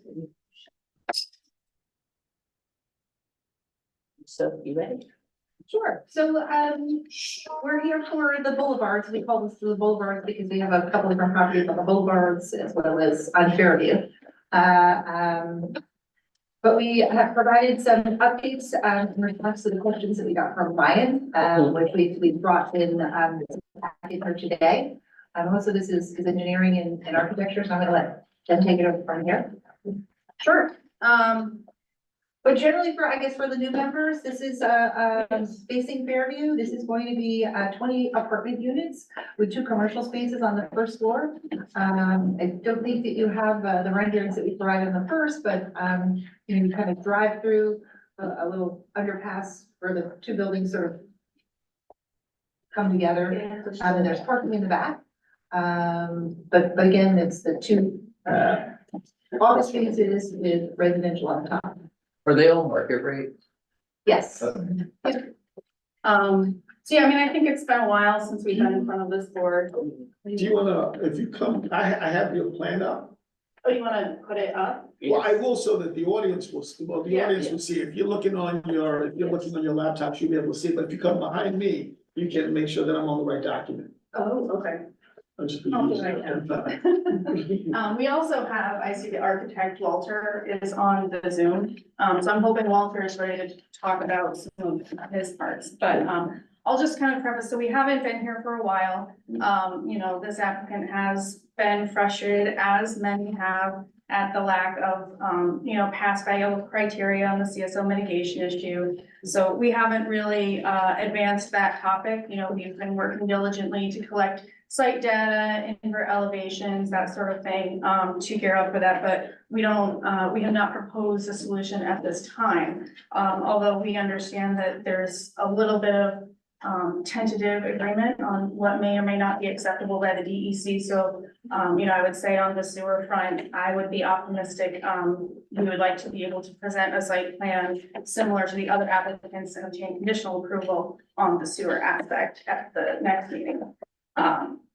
Are you on Walter Chatham or the board? Correct. The boulevard, Walter Chatham's Hudson Ave project is separate. He's the architect on this project. as well. Oh, I get it. Yeah. I understand the connection. Okay. Right, yep. So some of, the other updates that, you know, we wanted to make progress with the board tonight include a variety of different, really just providing information that wasn't there before. So a planting schedule, the photometrics of the different lights that are specified, clarification on the sidewalks, the dumpster location. And so, you know, there's really kind of a long list of comments. You know, we, like others, had hoped we had received some comments before the meeting, so we knew like what kind of area you wanted to focus on or what areas the board had concerns with. Well, it might be helpful to just walk everyone's family members through your site plan, how it works and. Sure. And then you submitted a document. But I don't think that they all. Yeah, they'll all see it once I put it up. Oh. Also, you submitted a document on the they stated the 26th, so you can just go through that, answering some of Ryan's questions. Okay. I also want to ask, I had given you guys a comment letter many months back, but it wasn't responded to in this submission. So I want to make sure that those don't get. Yeah, I don't know if I don't know that I saw that, but I actually will add that we did receive comments from county planning because it's on Route 9, a state route. We had to seek county planning review. So, in the second half of this letter, we respond to the county planning comments, but they did generally recommend approval. And you sent that to us? Correct. That's in the overall comment letter response that we sent. All right, so, currently the site, let me go to the existing conditions. So you just scroll up. And just scroll in. Yeah, This one? yep, so, it's currently, What date? 5. Okay. They see it. Just gonna bring these on next to them. So if you watch this on Zoom, they can see it. Okay. Go ahead. Okay, so yeah, currently it's, I think, 5 Can you parcels. pull it up there as well? It's. We should also, I could use one of these and just kind of like put it on like the chair, I gotta do a little extra work. You got it. You can pull it up. Oh. You're like in the matrix right now.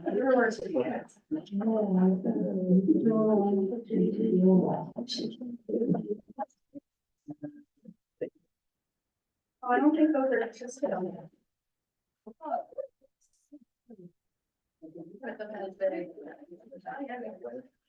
Okay, so there you go. Let me just.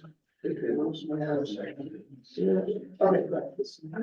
Okay, good. You got so, I believe it's five lots, right, being consolidated into one. It is in the General commercial zoning general commercial zoning district, which, does not have zoning setback requirements, which is why they're not, noted on the plan. So it's currently, an abandoned lot.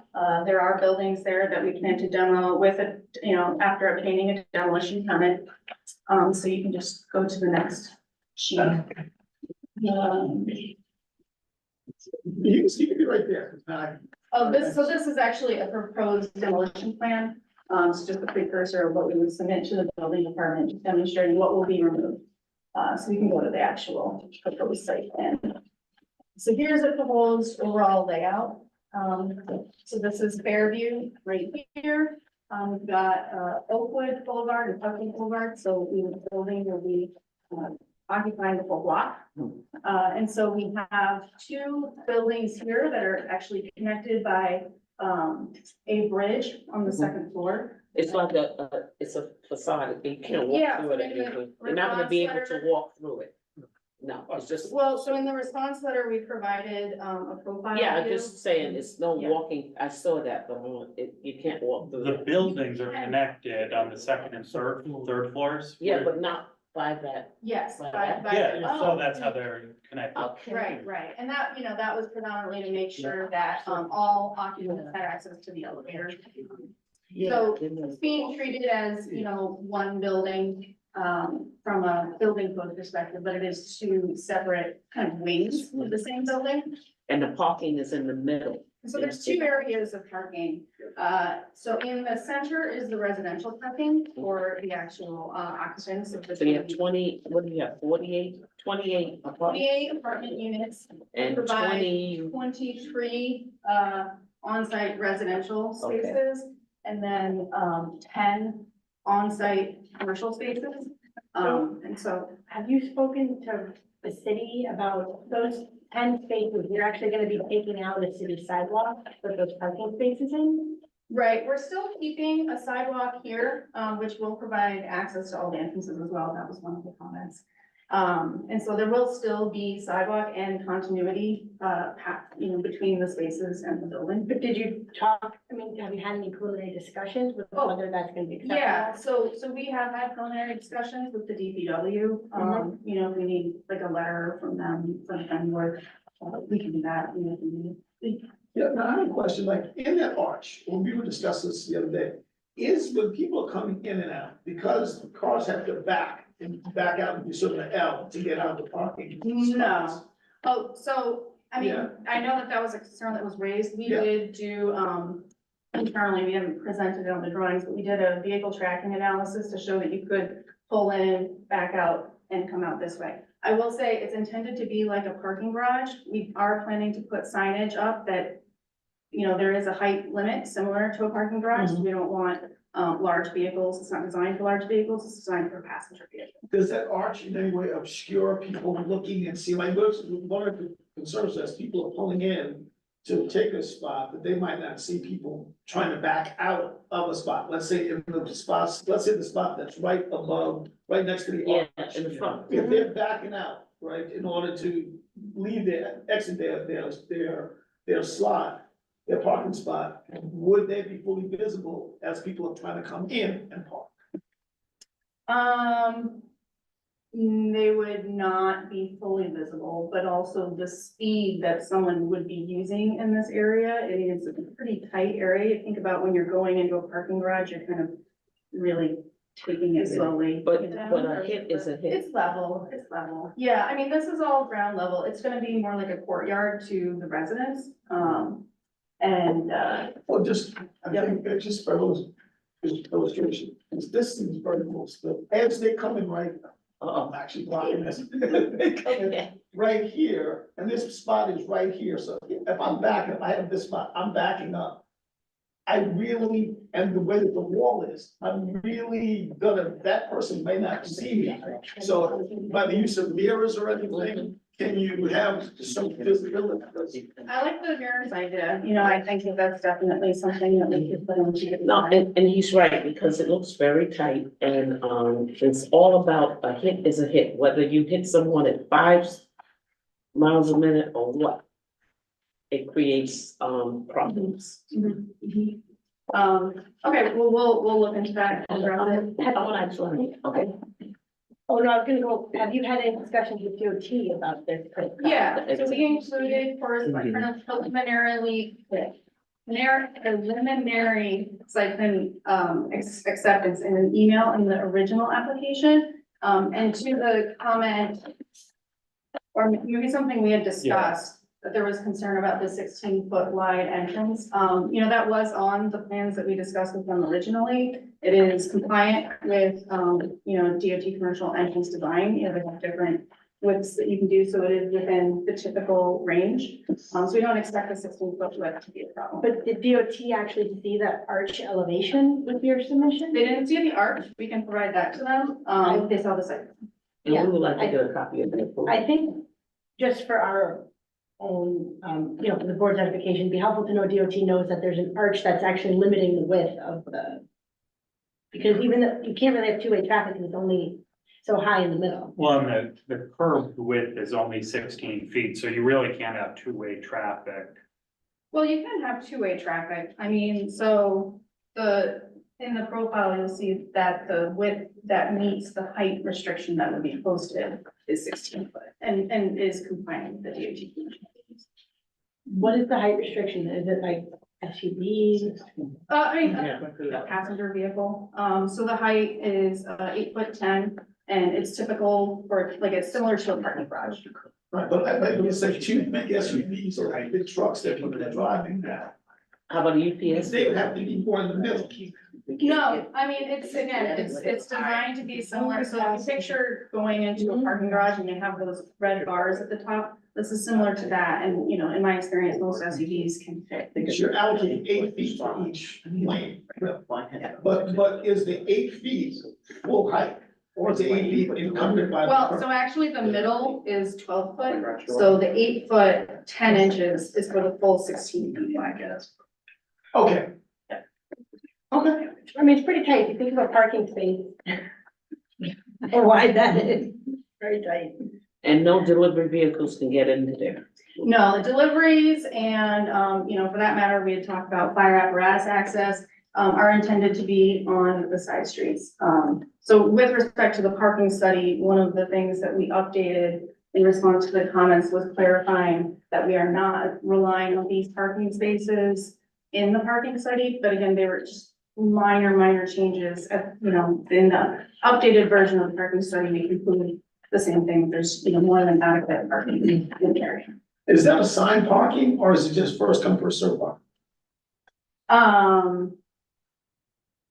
I don't know, I guess that would be up to the way that they want to operate the building. I just want to say that because there's assigned parking, people get to know their parking spot and how to maneuver. First come, first served, then, people do whatever, so they might not know. If I'm here, I'm back up, they might not be as cautious as somebody who has to do that every day. Yeah, no, I get it, and we can definitely take that into consideration, but I wouldn't want to limit ourselves if they wanted to operate differently.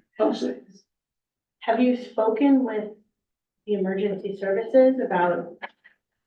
I know fire department, you said the stage out there, but like an ambulance that needs to get into the building. Sure, so I'll start by saying I've had preliminary conversations, with members of the fire department. I intend to have more detailed review, with the chiefs. I am also a member of Hudson Fire, but not a chief. They speak for themselves.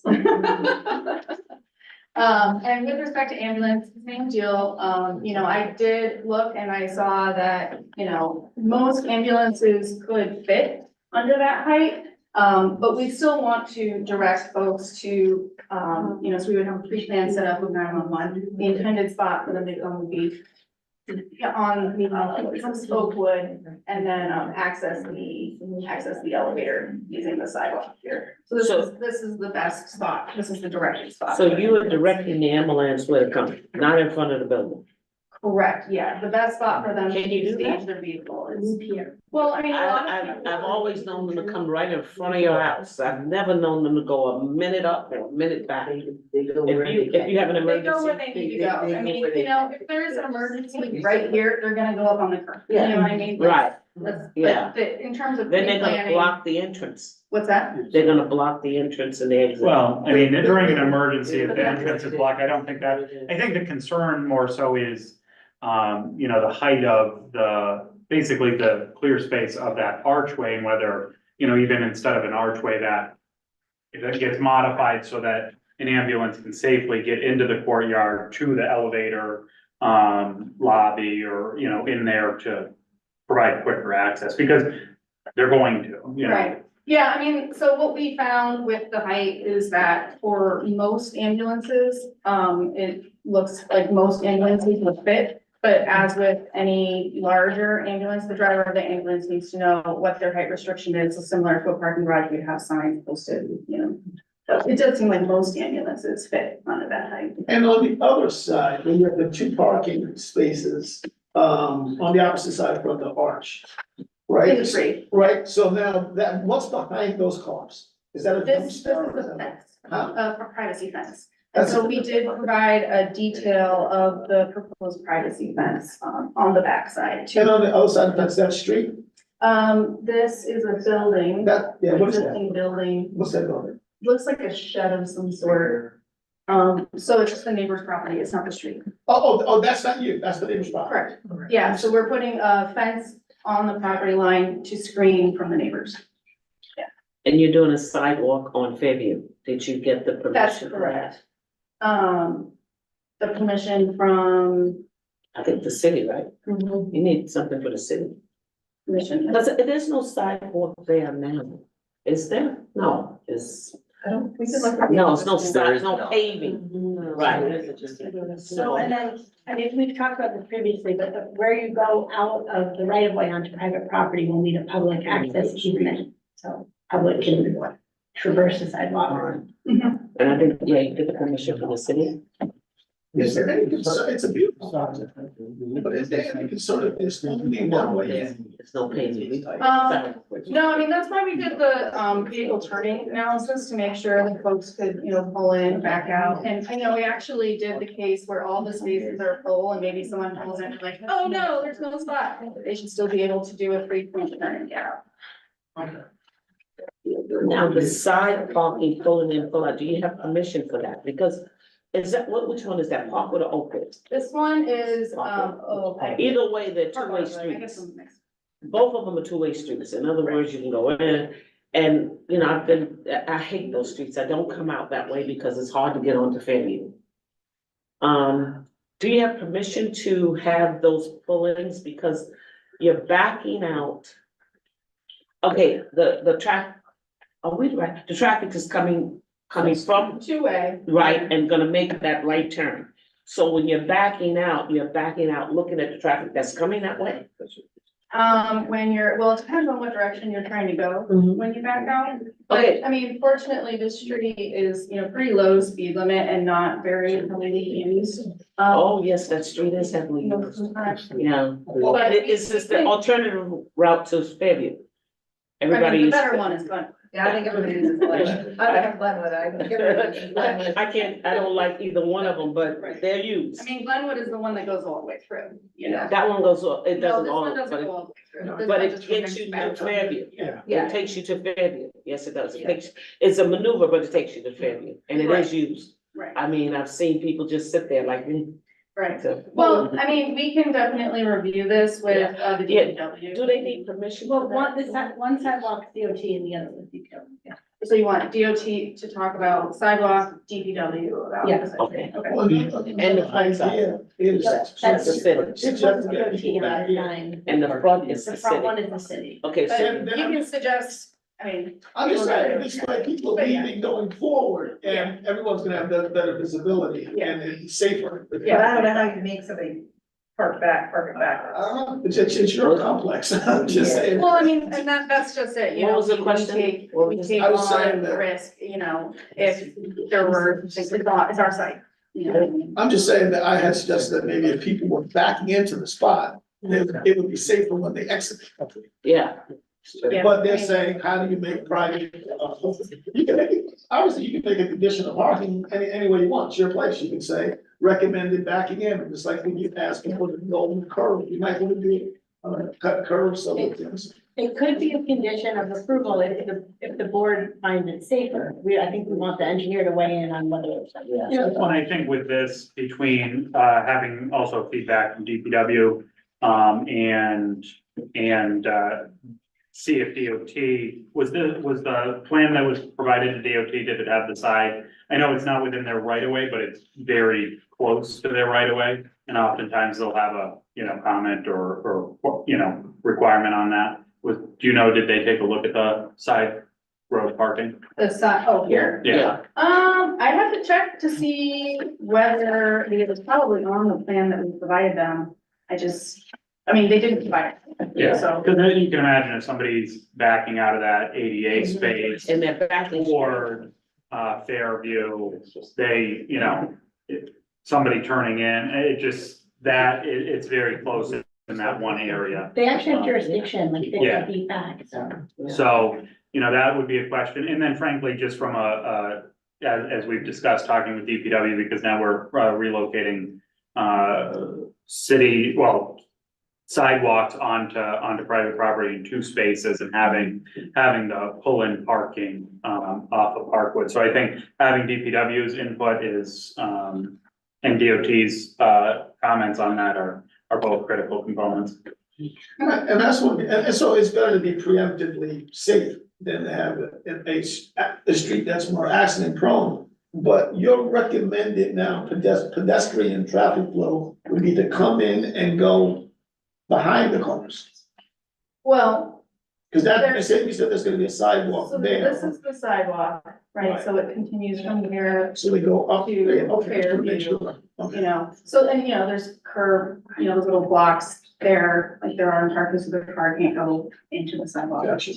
And at one point you had store space. You had some retail We have two spaces. commercial stops. So on the first floor, is commercial, office. How many, two? You said two. One in each the wings, first floor. That's two. So the lower would be, so that would be commercial space, so that makes sense for pedestrians to now go by the commercial space. Right, exactly. Okay. Yeah.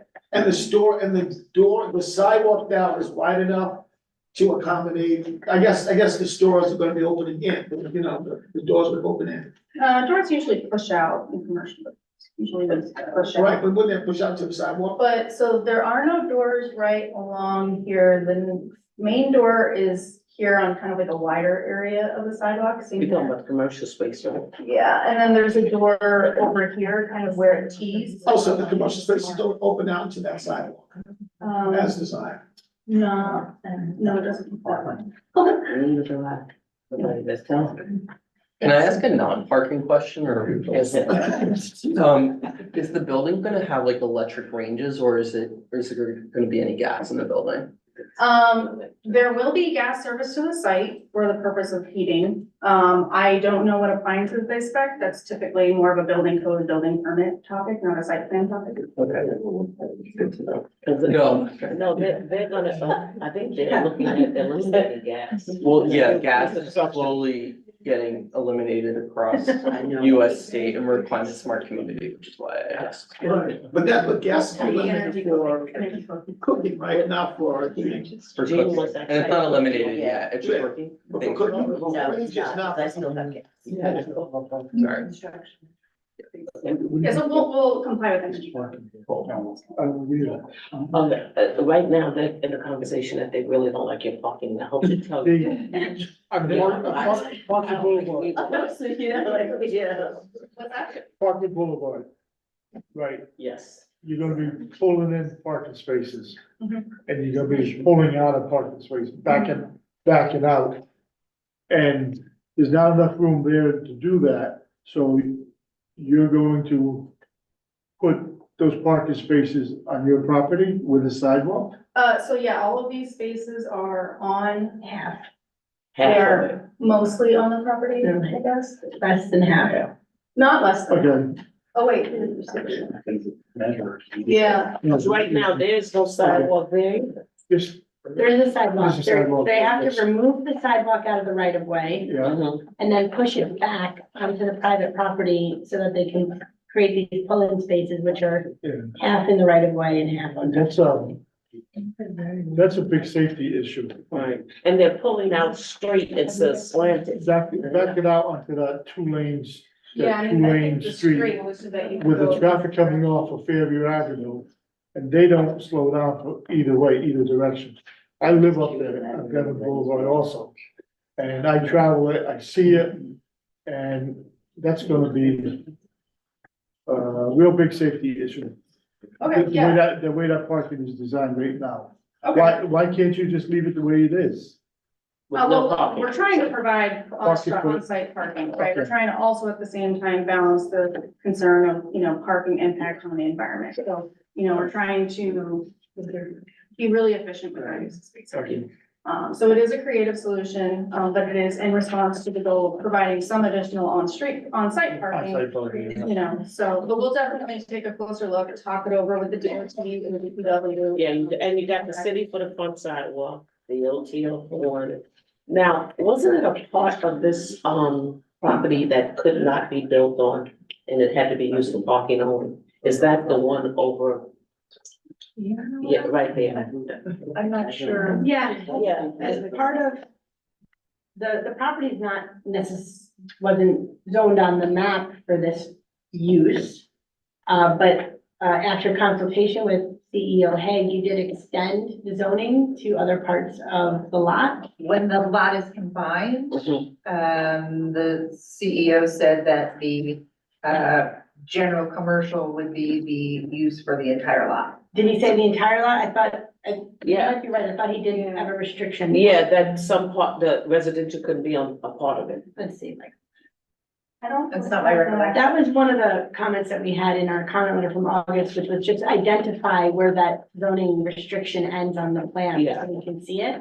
And also we need a subdivision I plan think to this- consolidate the lots. This is, yes, that is coming, we're just surveyors are swamped, but yes, Yeah. noted. And I think this line here is the zoning line. I think it was on the other, it was like on the catty corner of that street right there, Oakwood. Right. It was on the catty corner of Oakwood, and it has an historic plaque there. Yeah, we're waiting to hear back on Schippo on that. We submitted. Okay, so you still have, Waiting for okay, right, because it's a historic plaque on that plaque, and they did say something. I understand we're some Italian bench. I hope they're not buried there. It doesn't sound like it. That's like the meeting place and not a battleground. Okay. So just on the parking and as you talk with DPW and DOT, you know, obviously, we're not in the state right away. They may have jurisdiction over, but you know, it's general state practice and policy not to have pull and back out parking on state routes. I don't know if the city has any policy guidance on that from a safety perspective. The other question that a question and a thought is, with the question being, with a good portion of the parking spaces in the right of way, does that at all impact whether they're a private space or a public space? I don't know how you're gonna sign it. But, you know, I would imagine if you construct, parallel spaces within the right of way, I don't think you can reserve those for private specific use. Don't know, that's more of a legal question, but, just something because, you know, a good portion of it is in the right of way. And then, not that, with that last question in mind, this may not be helpful, but, whether you considered adding, you know, kind of a bump in parallel parking on both Parkwood and Oakwood, so that those are kind of recessed in, they'd be within the right of way.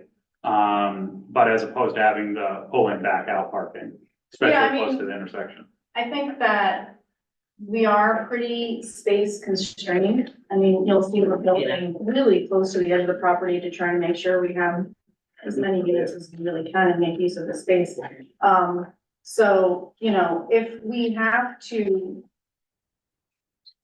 we don't have a lot of space to provide more off-street parking. We know that, you know, there isn't an actual formal requirement for it, and furthermore, you know, the parking study showed lots and lots of available parking in that area, even when assuming just one-sided parking, like say it was a snowstorm, right? That was an extremely conservative analysis.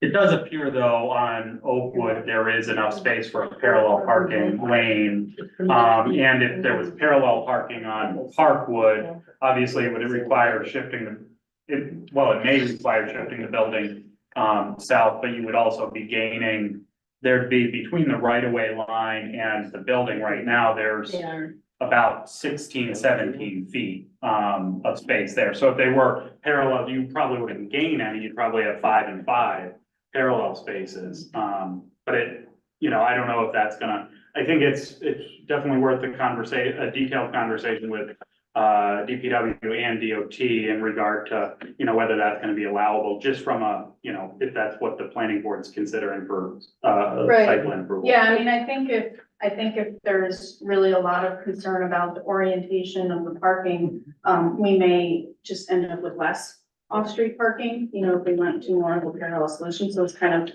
you know, where are the priorities of board, you know, and what works best for you in terms of balancing parking availability versus, you know, the safety concerns. Ryan, will your firm weigh in on that in your comment letter? The kind of the maneuverability of Yeah. that space, I can have, my colleague who does, traffic, reviews, weigh in on that, and he can offer some guidance as well, whether that will be jurisdictional to DOT or not, and, I think that'd be helpful. I think it would be, I mean, we can talk to the DOT about that, Yeah. you know? and so it sounds like you've prepared, swept path analyses for it, for the interior as well. If you can submit those just so that, you know, Is there can- a narrative, maybe I missed it, on how the site plan was developed, because that would help in addressing the parking. Like, is there positioning,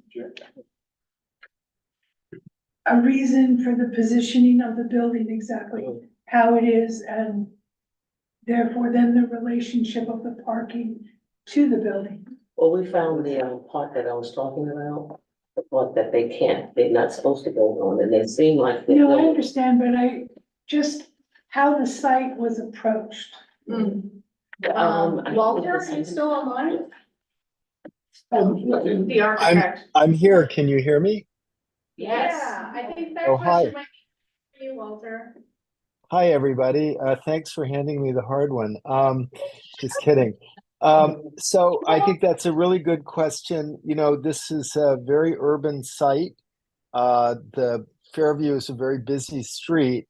And so we wanted to, put a commercial nice face onto Fairview and keep the residential parts back a little bit, but basically still up at the street to make a nice kind of urban setting. And then the parking pushed the building as far as we could get it. As you can probably tell, we're parking under the second floor, so the second floor covers that parking on the inside courtyard. And I think I heard the sightline question and I didn't want to interrupt, but I think you can see those parking spaces going in for what it's worth. And it was an attempt to make something that we thought was appropriate to a neighborhood that had a very busy commercial street on one end and a very nice, quiet residential development on the other. So we put the units on the side streets so they wouldn't have the noise of the main street. And we put a hopefully very nice face to the building on the commercial streets, so everybody driving by will see it and think that looks like a nice place to shop.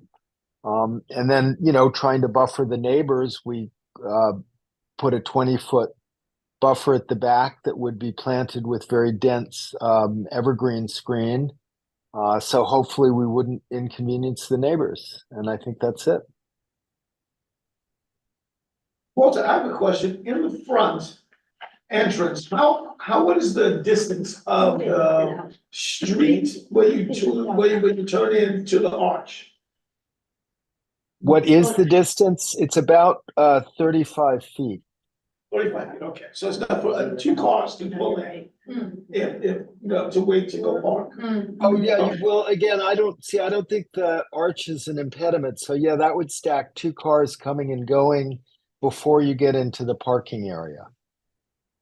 If that's your question, Randall. Yeah, that's exactly it. But underneath, so that's covered. So when people are underneath, coming out of the parking lot, it's dark, it's covered. Well, There's a total roof on there, right? It's covered. I don't know, is there lighting? Of course, there's going to be lighting under there, and there's an entrance into the two lobbies at the end there. So it would be very, softly lit in the residential neighborhood, and I think we submitted our lighting specs. But yeah, that would be an illuminated area under there. But comparatively, during the daytime, there's a differential. There's a big differential. Similar to a parking garage. Yeah, like exactly. Now I'm Just just like saying a references to a parking garage that you're coming out. Okay. Yeah. Yeah. Think of that arch as the part of the parking garage when you first start down the ramp, and it's got a nice sign that says, 8 feet, 10 inches maximum height. Okay. So I see, flipping back and forth between the lighting and landscaping plan and the site plan. It looks like just the limits of the sidewalk layout, the limits of pavement and access points are different between the two. And some different fencing and gates. So just to make sure that they're all the same, otherwise, we don't know which one is what's proposed. Yeah, I would say on those particular topics, the architectural plans are more current, so the next round of engineering plans will match. Okay. Yeah, and that was in response, there were some comments about the lobbies not being accessible, and they're meant to be little planted areas out in front of the building, but everything is fully accessible. Yeah, it This looks, is all supposed to be sidewalk. We misinterpreted and clarified most of it. okay. Is the sidewalk at the back of the parking lot or on the left-hand side on your, is that public or is that like gonna have a barrier that's only residents? I don't So know. can I, if you Yeah. don't sorry. mind, the landscape plans show that those are gated, Oh, at the okay. edge of the building, Sorry, so thank you. presumably, I don't know if there'll be access control, but they are proposed to be gated. What are the two little, is that two parking spaces in the back? or- Three. Yeah, they can walk Those are right in. parking spaces. Correct. So when that area, when they back. I don't know where that. Yeah, so the person went back like that and then drive out, back like that and drive out. And I think that's what Back like that. the turning analysis will show. Right. So, okay, good. But how does someone get from the parking lot to that sidewalk? Well, you just walk here or there's, you know. If there's ADA cars parked. Walking there. It's different on the landscape Oh, it plans. is? The sidewalk's right up against the parking, Yeah, so that that's- answers that Okay. question. Okay. Basically, the sidewalk on these plans look like they'll just terminate at the parking and Yeah. probably You walk just, into the car. Like the cars you are just gonna walk onto open to that. each other. It's hard for, yes. Yeah, I mean, the accessible spots are here, right? I mean, you know, parking from here, yeah, we assume you can walk on the pavement to get to the door, you know, like you would in a parking garage. Okay, So, so you know, there's a landing. Right, but I mean, if the path doesn't go to the pavement, then like when there's snow, there's gonna be a section that they just need to connect. right, and getting snow out of there, are we gonna put it and stuff like that? That- I found out when I came here, snow lasts until May if you don't take it away. What's that? The snow can last until May if you don't actually pick it up and take it somewhere. You know that, right? You know, I grew up here too. I mean, I had to learn the hard way. Oh, I learned the hard way too, but, you know. Well, but now you can have a regular plowed stroke, but you couldn't have a big snow moving thing because of the arch. Again, the arch will limit the size of vehicles that can. Yeah, I mean, fortunately, there's not a huge area that would receive snow, right, because the roof covers half of the parking lot. So, you know, I would, if it were me, and not that we are talking about exactly who we're hiring as a part of operations. You know, I might use like a skid steer kind of thing to move that snow too. And you said that they would put it potentially where the tree plantings would be at the edge. Like on this corner and this corner, very much, and that's on one of the. Are they? Okay, all right. The interior spots are like 10 by 22 as well. So they're deeper, but, Okay, so they don't need. they're fronting up against the building too, so. With certain vehicles having a little extra depth is not. Okay, so now that area we were talking about. That's on what, Parkwood? Is that Parkwood or the one with the plaque? Oakwood is the plaque. Okay. Yeah. Where do your property end? Where the little circles are? Um, And then the street comes, it goes straight to the street?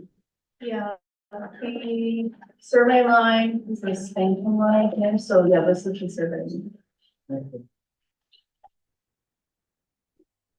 So am I right when I said that they have the letter saying that they're not? So I can't tell from the dimensions, but the chairwoman is correct that the lot known as Fort Parkwood cannot be used for any part of the building. So you just have to show that line. Which one is that one? Yeah, I mean, okay, so which.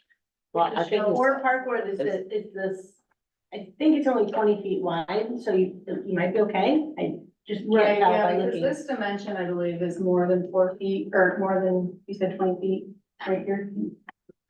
In your drawings, you have to make sure. This is Walter again. Hi.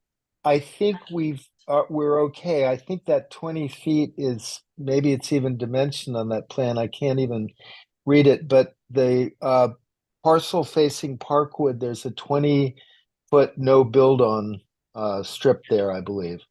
So, I don't know if you can zoom in, Randall, on, is this C-103? I think it looks like it.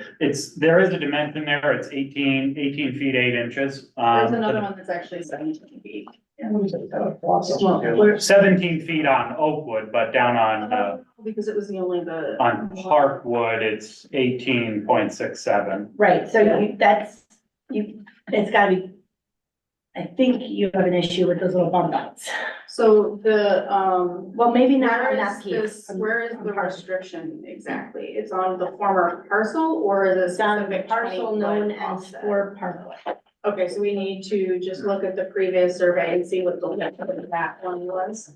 Yeah, and that parcel line to be deleted is on C-102, so Right. it just, that'll be easy to, Kind of like it's this, I believe, this area. It's not labeled for Parkwood, but it's 20 foot. They have to identify that on the place, right, for the ones that they can't use, they can't build on the text. The part that they can't build on, they have to identify, so keep it identified. Okay.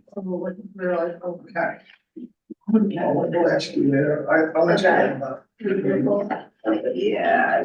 No questions. Okay, we'll look into that And if you make the adjustments, make sure we see that. Okay? So we'll show like Just former lot line. because if they can't build on it anyway, make that recommendation. Yeah. I think that's, I think it might make more sense to have that beginning and in, the entrance just in, and the other part that you can't build out and out.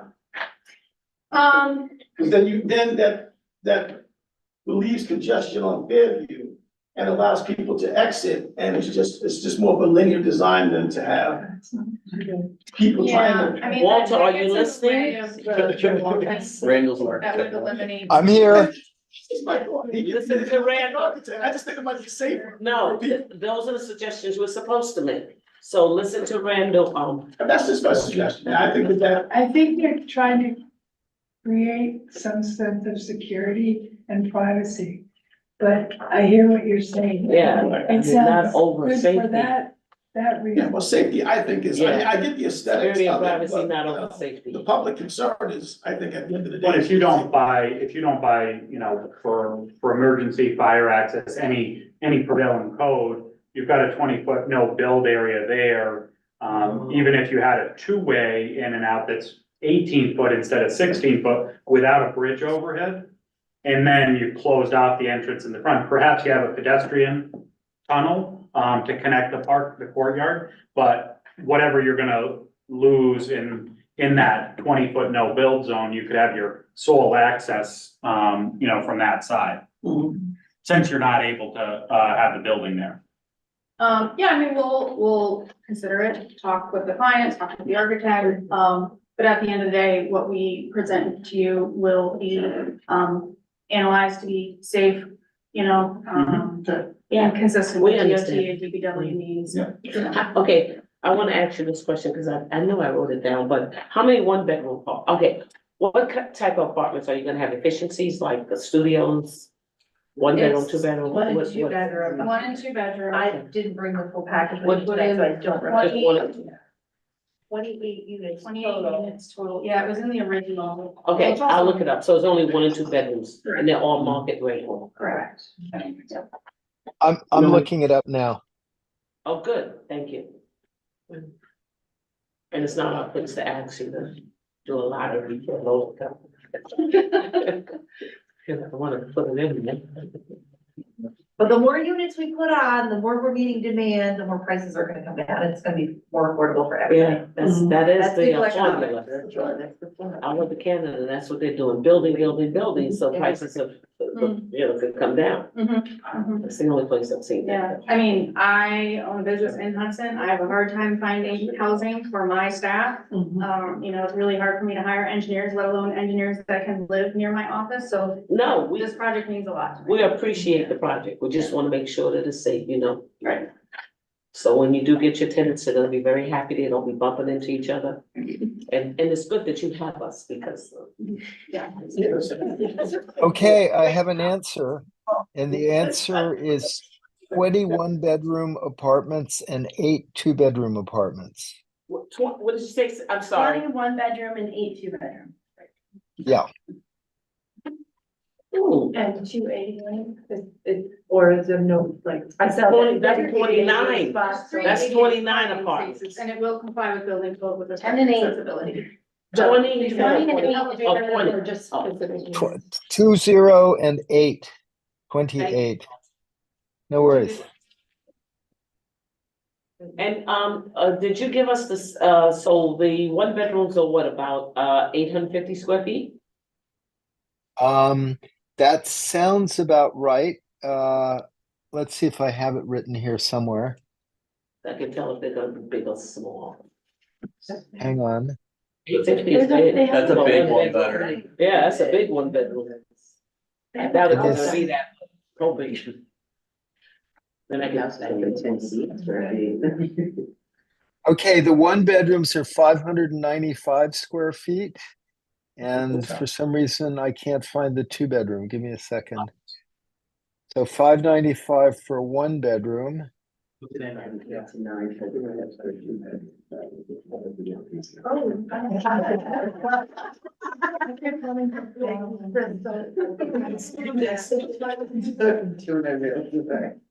You could stand to keep it down.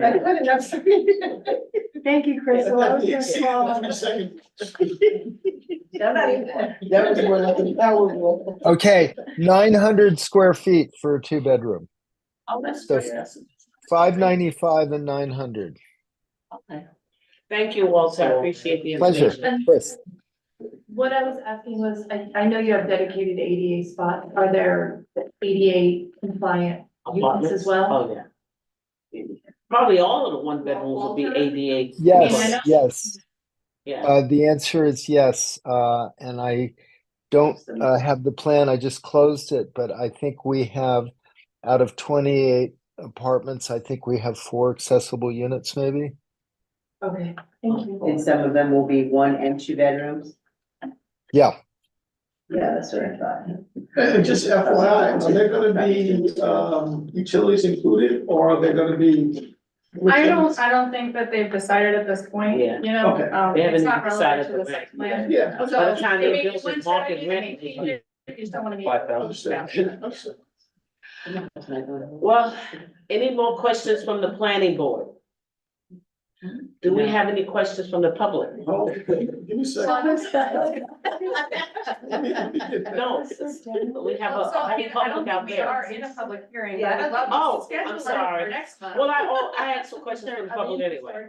You know, I just do, because if a public person has a question for you, that's gonna be answered, because, you know, by the time you get to the public hearing, it just goes straight. Craig issued Why one, wait? but like. I mean, you're right, we're here to get, we're not. I mean, here we're to not get- gonna let them ask you Yeah, something we can't be ridiculous, lined up. but We're here to get yeah. all the questions. so Right, we you can wanna- answer them all next month. But if you give a good suggestion at the Yeah, beginning, no, I mean, it's. I totally agree with that, the public should be involved, but the public hearing, you know. That's usually what happens. Okay, so we, okay, what?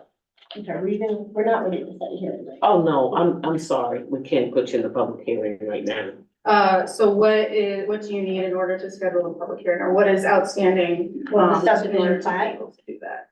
Well, so the subdivision plat is a separate, application, really, right? We just need it in order to finish approval of this. Couldn't we get an approval conditioned on that? No, because you are showing, I mean, I suppose, but it's just gonna hold you up because you won't be able to get your site plan signed until your subdivision is signed, because you're showing, the plan only works if the lots are merged. And then you gotta Right. redo it to show us that no build zone.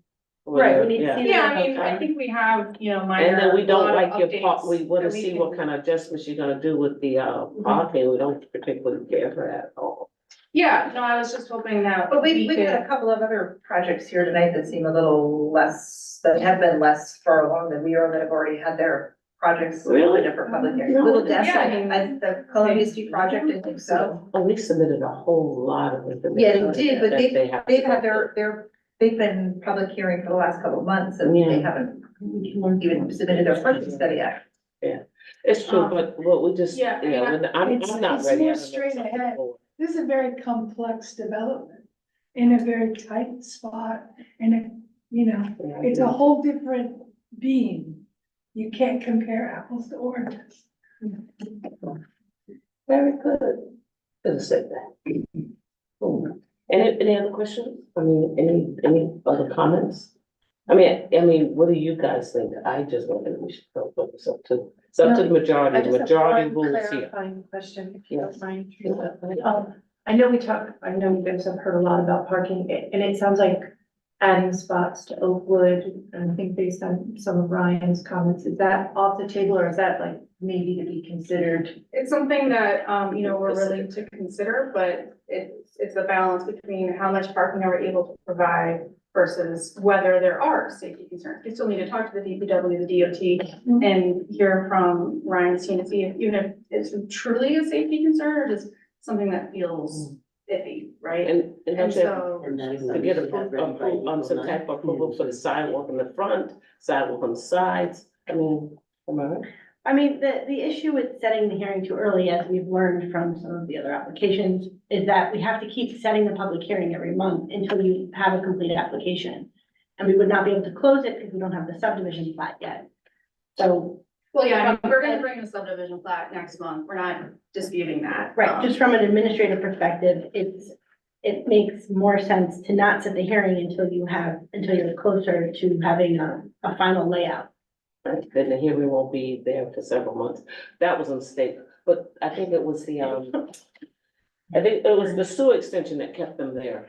And then we're trying to get them out. Yeah, I mean, I guess to that, I would say that to your point, the sooner we can get the actual feedback from the community, the sooner we can, make the correct adjustments to the plan or. Well, see, that's the thing. That's why I asked the community at the time that you're talking now, so that when we do go to public hearing, it just won't be open forever. I will say, I've had community members talk to me at the dog park, not that that matters, about this project, and they don't know to come unless there is a public hearing. Oh, they don't? No. They don't go on the look? Well, they don't, it's not formally asking for advice unless the public. But those hearing. that are, but those that are looking, if, I find that if somebody's really interested in a project, they're gonna key in. It's so easy. It's up to the board. If you want to set it, understanding that we'll have to keep it open for, it won't be closed and approved next month because we're missing some information, we could do that. It just means it has to be on every agenda thereafter while the hearing. And we have 3 pending now, so, So it's up to the board. it's up to, right, the majority rules in this board. What do you say? Well, I say if the client is asking, the applicant is asking for it to be submitted, I think, and they feel that they're ready, I think we should do it. I think we should put it on the agenda, that's my opinion. Okay, how about you, Jim? So yes from Randall. We've had applications open, public hearings for months on end, as she has mentioned earlier. And whether or not we keep it on open in the agenda, so what? At least the public, Can people hear? as Ben had said, they could come in and be a part of it. So it's a yes from you? That's a yes for me. Yes?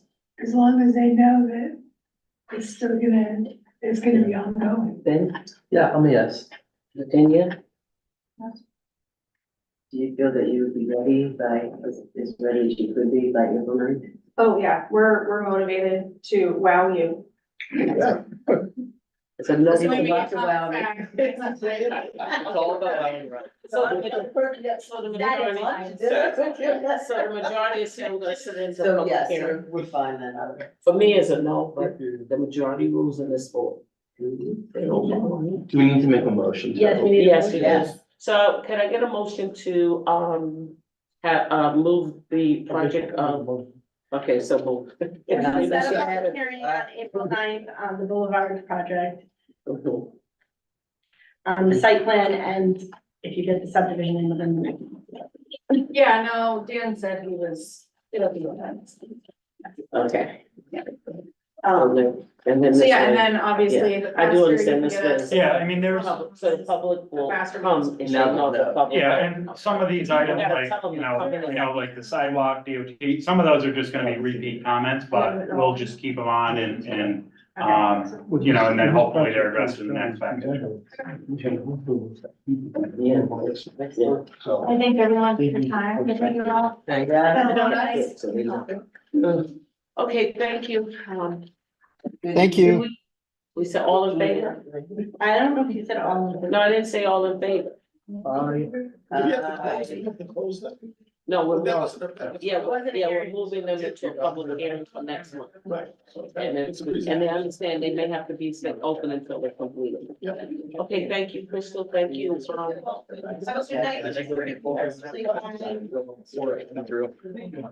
The next person. Thank you, board. Okay, so, moving on. No worries. I'm surprised you're not staying up here with me. Not bad, but moving along. So we have no business. We need some more donuts. We have another one. Yeah. You want a donut? We need more donuts. We have donuts. Yeah. Okay, drink it. For being last, I get a donut. Okay, now we have new business. Oh, 309, 311 State Street. This is a subdivision of, an existing lot on State Street that is one lot, but it has two addresses. And he wants to divide the lot to build, individual, residential home on each lot, but they're gonna be attached or side by side? Yes. Attached. Do I need a motion to open? No? No, it's just new business. We go right into it. So Randall, I was thinking since I'm on the Zoom, I could also share my screen. You can, should we still set? And say your name, sir, 'cause we. Okay, my name is Andrew Trudeau. Okay. It's nice to meet you guys. Here you go. Did this And you work? are the architect or the owner? Owner. Okay, good. My architect, Jonathan Trombley. Let me just Um, get this other screen up there. yeah, let me just see if I can make this full screen. He is also on the line. Thankfully, I appreciate him for staying late. So hopefully if any questions come up, he can answer those. So yes, I'll try and go through quickly. This project is less complicated than a lot of the ones, which is why I'm here alone. So hopefully can go quickly for you guys. Appreciate you being here late. This is a little bit about me and us, and you'll see why it's relevant in a second. You sent us that, that's cute. So that, yeah, you might have seen this house. That was my answer. Really? The Hughes? So do you wanna recuse yourself or something? No, I don't need to respect myself, it's an idea. You know. Well, I'm sorry for your loss.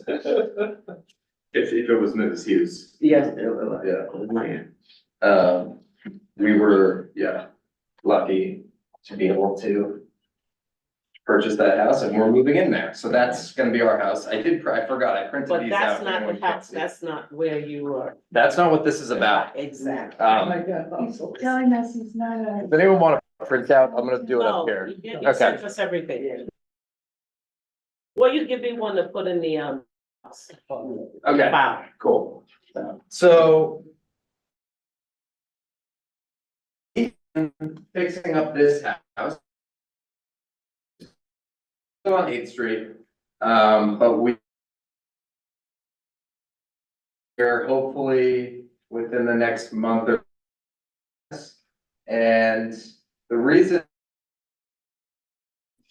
It doesn't seem to have clicked forward. Oh, there it is, just taking its time. This house is right next to the lot that we're talking about. Okay. So the empty lot next door. That's the rear of the house. So. 303 State Street. So these are two addresses, but it's a lot. We would like to get this subdivided into two lots, 309 and 311 separately. So the ultimate goal is to build two house style homes on these lots. They'll be single family homes. So they'll be really similar homes to the house you just saw at 307. And we've got a couple renderings. This conversation is really about the subdivision because this is a permitted use. So really the facade images and whatnot is more so just to show you the end goal of the project. Couple of the benefits to the community that I see, hopefully you guys see it too. Bringing two new houses to Hudson. This lot has sat empty for 25 years. And the homes will be right in line with existing neighboring homes from a design standpoint. and obviously all the trade people that are gonna help out with the project. Just in case anyone doesn't know where this is close to the corner of Third and State. So this is just where it is on the map. Historically, did that site have 2 additional homes? It was, actually a two-family building. Okay. And this picture that Craig directed me to on the left is actually the fire that burned that building down. Which I believe no one was harmed in, according to Craig. No one's harmed. There was another family member that used to live in that house. What was the footprint of the pre-existing building? I don't know, but maybe you do. I don't remember. I just think it's important for us to consider the density of the block, because so much is being overbuilt now. Well, they have to go to zoning. Yeah, no, but I think we should have a visual of that. Okay. I do remember the house was larger than the house that, if I remember correctly, my aunt's house. I do remember being larger. And your proposed townhouses, they would be, how much space would be between the proposed townhouses and your new house? 5 feet, alleyways. But then the townhouse. The current together. accepted zoning sort of, regulation is 15, but they go by 5 on these streets. I can just, so we got more pictures to come. To sell those or to rent them? Yeah. Sell To sell them to other families and whatnot. So will it be set back, so it'll be a driveway, and will you have a driveway? No, so this street has an alley in the back. Gotcha. It's long alley. And you pull in and park in the back. So I'll show you the pictures on the next one. I'll show you the lot first. This is the lot on the right. This is the lot more recently when we had some snow. And then this is the rear looking up. So if this is from the alleyway. Gotcha. Yeah, so, and then basically the subdivision is right down the middle. It's really straightforward. It adjusts the lots from 50 foot to 25 feet each. And then, oh yeah. Thank you. And then the lots are 120 deep. And so the subdivision of the lot, just wanted to chime in. Oh, I guess here's the facade for those that are more curious. That's it. So what's the length? 25 feet for the lot. No, the length of the lot now. 120 feet. Okay. And And then, then this goes back 45 feet. okay. So it's really similar to all the houses on State Street. So, and that's really the vision here is you look at the house, my house on the right, it goes back about 40 feet. My house is actually 20 feet wide. And the lot is only 20 feet wide, flush to the lot lines. But these houses, would have that alleyway on the side. So they would just be connected in the middle. And they're about, what is that, 3 feet taller, 2 feet taller? They're taller, Yeah, I honestly don't, then who's on the line might know the height, but it's flush, it's in line with the building next door. Now the building, the code, the CEO. Yeah, so that you have to go to zoning. Yes. And now what are you going to zoning to get some? That's for setback? them to be connected.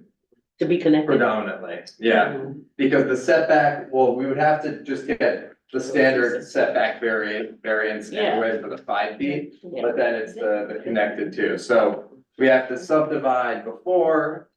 And then get the zoning to say, okay, now you can build, but connected.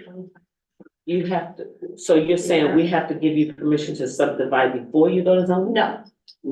Oh, cause I was just saying that. Oh, no. That's not what you're saying. No, but there's this sort of back and forth that I think we're going through. So from a procedural perspective, the board can do 2 things. So he's proposing 25-foot wide lots, which need variances in order to be 25 feet. So we could do an uncoordinated review. She sent us this. Where each board does its own seeker review. And we could decide not even to start that process and let them go to the zoning board and see what happens before we spend any more time on it, or we could do a coordinated review, which means that we are lead agency and we do the secret declaration, and then the zoning board is bound by whatever this board decides. It's probably most efficient to let them go to the zoning board and see what happens before you. But then we have to abide by the True, you don't have to abide by it, but you'd have to have a reason to deny it, yeah. So what does the board say? And we could also, send a recommendation to the zoning board if the planning board so chooses. Well, is it redundant if we have to do seeker? Then it would be redundant for them, and we just tie him up longer, is that my? is that The correct? seeker on something like this, where it's just subdivision, there's not any development proposed that we are actually analyzing, because he's only here for subdivision approval. He Right. could decide not to build on these lots and to sell them vacant. Gotcha. So there's not that much of a seeker review to do. It's very limited. You also said something about him, maybe not needing a public hearing. No, he needs a public hearing because it's a subdivision. What the memo said was, this is basically a sketch plan, and there's a lot of subdivision criteria such as topography and utility connections. Do you want him to come back with a plan that shows all of those? Or not? That's something for you to decide. I don't think you're supposed to have a public hearing when you have a complete application, so the public can comment on what's there. So we're deciding now whether we. So you're deciding a few things. One, is this sufficient? Do you want more information per the code on the subdivision plat? And two, do you want to just have him go to the zoning board and come back if and when he gets the variances before you spend more time on it? Or do you want to give him input now about, the project? Well, he's here to do a presentation, and so let's give him his. Yeah, give him some input, but. Give him his time, and then there's the decisions that we need to make after he's done. I think he's done. He's done. Yeah, he sent us everything. There's gotta be more. I have one more just comment, and I hope that it starts to address the question of density. So this is about precedent. So right here is the property in question. And you can see that pretty much every property in the vicinity of this property is a 25-foot lot. So this is a strange situation for this lot to be the way. And then the question becomes about connected single-family homes on State Street. So within 2 blocks, and I only stopped after 2 blocks because the list got long. Yes. These are all houses that are connected, but that are independent tax parcels. So it really matches the existing density of the street. And then these are pictures of those houses. So I believe, just according to me looking at the tax records and addresses, that these are all connected homes that are individual parcels. So it's very common, I mean, we all know State Street, it's very common, to have this, it'll fit this style, and that's just the last piece I wanted to add. All right, so do we want to send him to zoning first, or? That makes more sense to me. Okay, so Dr. Young, yes, for you? Yeah. Yes. Susan? Yes. Yes. Yes. Yes, because if zoning says, if zoning says no, then everything we do is just. And it's a yes for me, finally, you did what I say. Okay, so we go to zoning, And come back. yeah, could I just get clarification on what we need when we come back? Oh, as far as, if he's looking for input as to whether you want more information on his subdivision plan when he comes back to you. I think what he said. Yeah, because it looks like a relatively flat site, the things that your code would ask for is, the location map, the topography. We can send this to him. Okay. Yeah, we'll send it to you. Okay, an email, we just. Cool. But the question is, do you need it for this application, given that it's a previously developed lot? And you may not need it. But I think someone said they needed it. It's a code. We can waive it. Okay, we can, Mhm. even though the code said they needed it. This particular, yeah, some of this can be waived. Okay. Does he need a sewer extension? Oh, yeah, do you need a sewer extension? He does.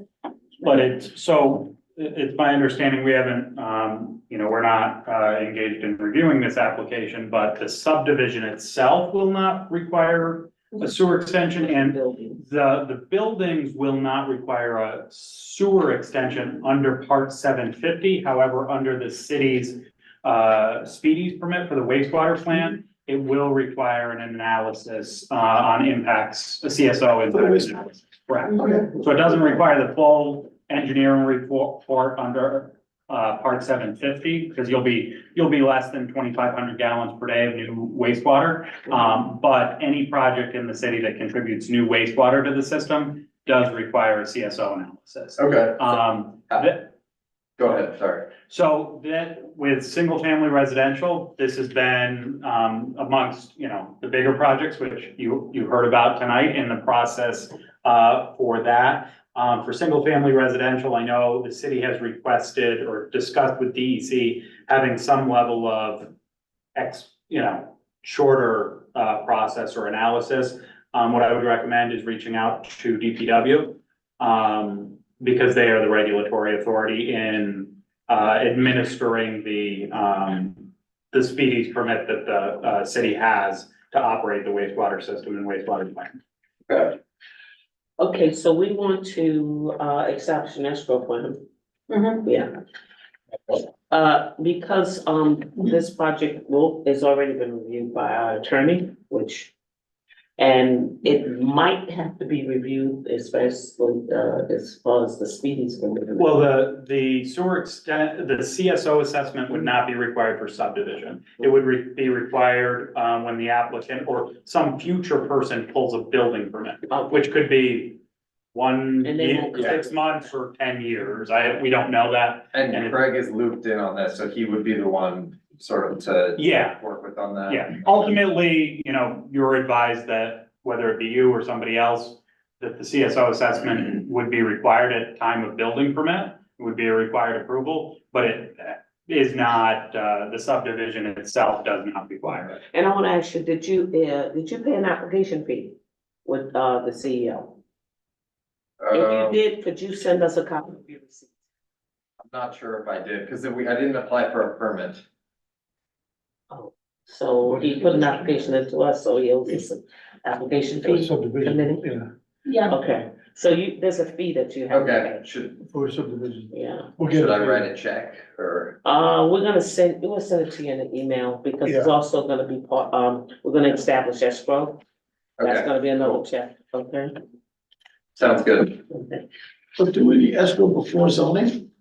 Yeah, So, I mean, you could set it small. The issue is that we've already spent time prior to the meeting to get ready for the meeting. yeah, every application that comes in is reviewed by me, so escrow is set, and Ryan too, so escrow has to be set, okay? So I want a motion, and this is where you get me the first and second. A motion to set escrow for 309, 311 State Street. So moved. And I'll second you. At what amount? Okay, who first? You first, Me then. and who's, okay. And at what amount? Do you want to say just 1,500? Okay, I have an escrow committee I don't know what that it we is. were hoping that, they can, you got the final comments on it. So now, all we're asking for is maybe a minimum where we start for certain things like a subdivision. What would be that minimum? A big thing. And what Gene had said is that he's gonna look at the averages of what has been spent on the projects that's already gone ahead, and he'll come out with that. So, but for this particular applicant, what would you think, 1,500? I think that's gonna be more than adequate that way. Yeah. Yeah. Okay, you know what, and you'll get it back once you get your, final approval from the. So you'll get back what's left. You'll get back what's left, Okay. not the whole 1,500, yeah, Sure, okay? no problem. Okay, so we're gonna send you a copy of the resolution, which will tell you, submit the check to the, you make it out to the city, and you, no, I think you should make it out to city clerks, right? So everything was assumed, that's. I'm sorry, it's after 9. Well, we can follow up with him. We'll follow up with, Okay, and cool. let you know in email.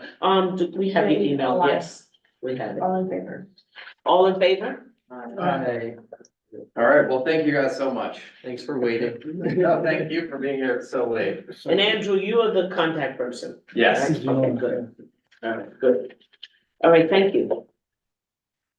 All right, anything else, or we? Well, it doesn't matter because it'll be in the application, but is the intended subdivision gonna be under you or an LLC or? Subdivision or the ownership of the ownership of the lots, it'll still be under me. It's all right, so it's all Yeah. be planning to do that, okay. Thank you. Thank you. Okay, guys, thank you. You all set for the good thing is, yeah, right, you guys, we're gonna go through, first we wanna approve the minutes. The minutes came early. Did everybody get a chance to read them? Okay, any comments on the minutes? Okay, so can I get a motion to approve the minutes for February 2024? I'll make a motion. A second? All in favor? Aye. The one thing I gotta say about them, I don't know how Linda knows everybody is talking. I'm like, yeah, no, everybody is talking. Good job. Okay, we wanna get a motion to, get some things out of the way, to approve the bills. Okay, and those are the bills that's going to escrow. Did everybody see the bills? Okay. That's wrong, okay. Yeah, Jean is the quasi financial. He's a treasurer. Treasurer. Yeah. Plan. Okay, Okay, on the escrow accounts, we have bills from, Victoria's Group and Barton and Lagudas. Right now, 601 Union, 735 Columbia, 117 Fairview, 59 North Front Street, 612 Hudson Avenue, and 402, 406 Warren. They have outstanding bills. There's enough money in their escrow accounts to go ahead and pay it. Do you need to know the amounts? no, This should be in the email anyway. Okay. Okay, and then Carl Russo, he came in last month with a negative balance. And we got 2 more bills since then. To pay off the bills for him, we need $1,135.94. or more, we So really you're, don't know. you're rescinding the 10,000 that you requested? Yes, we're gonna resend last And you month. are resetting it for less? Well, we had suggested 10,000 last month, Yeah. but in the interim, some people said that we only needed less.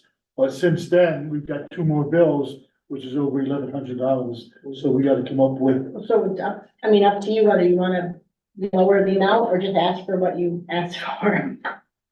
Well, if these 2 came in within the last month, is there gonna be any more this month? I don't know.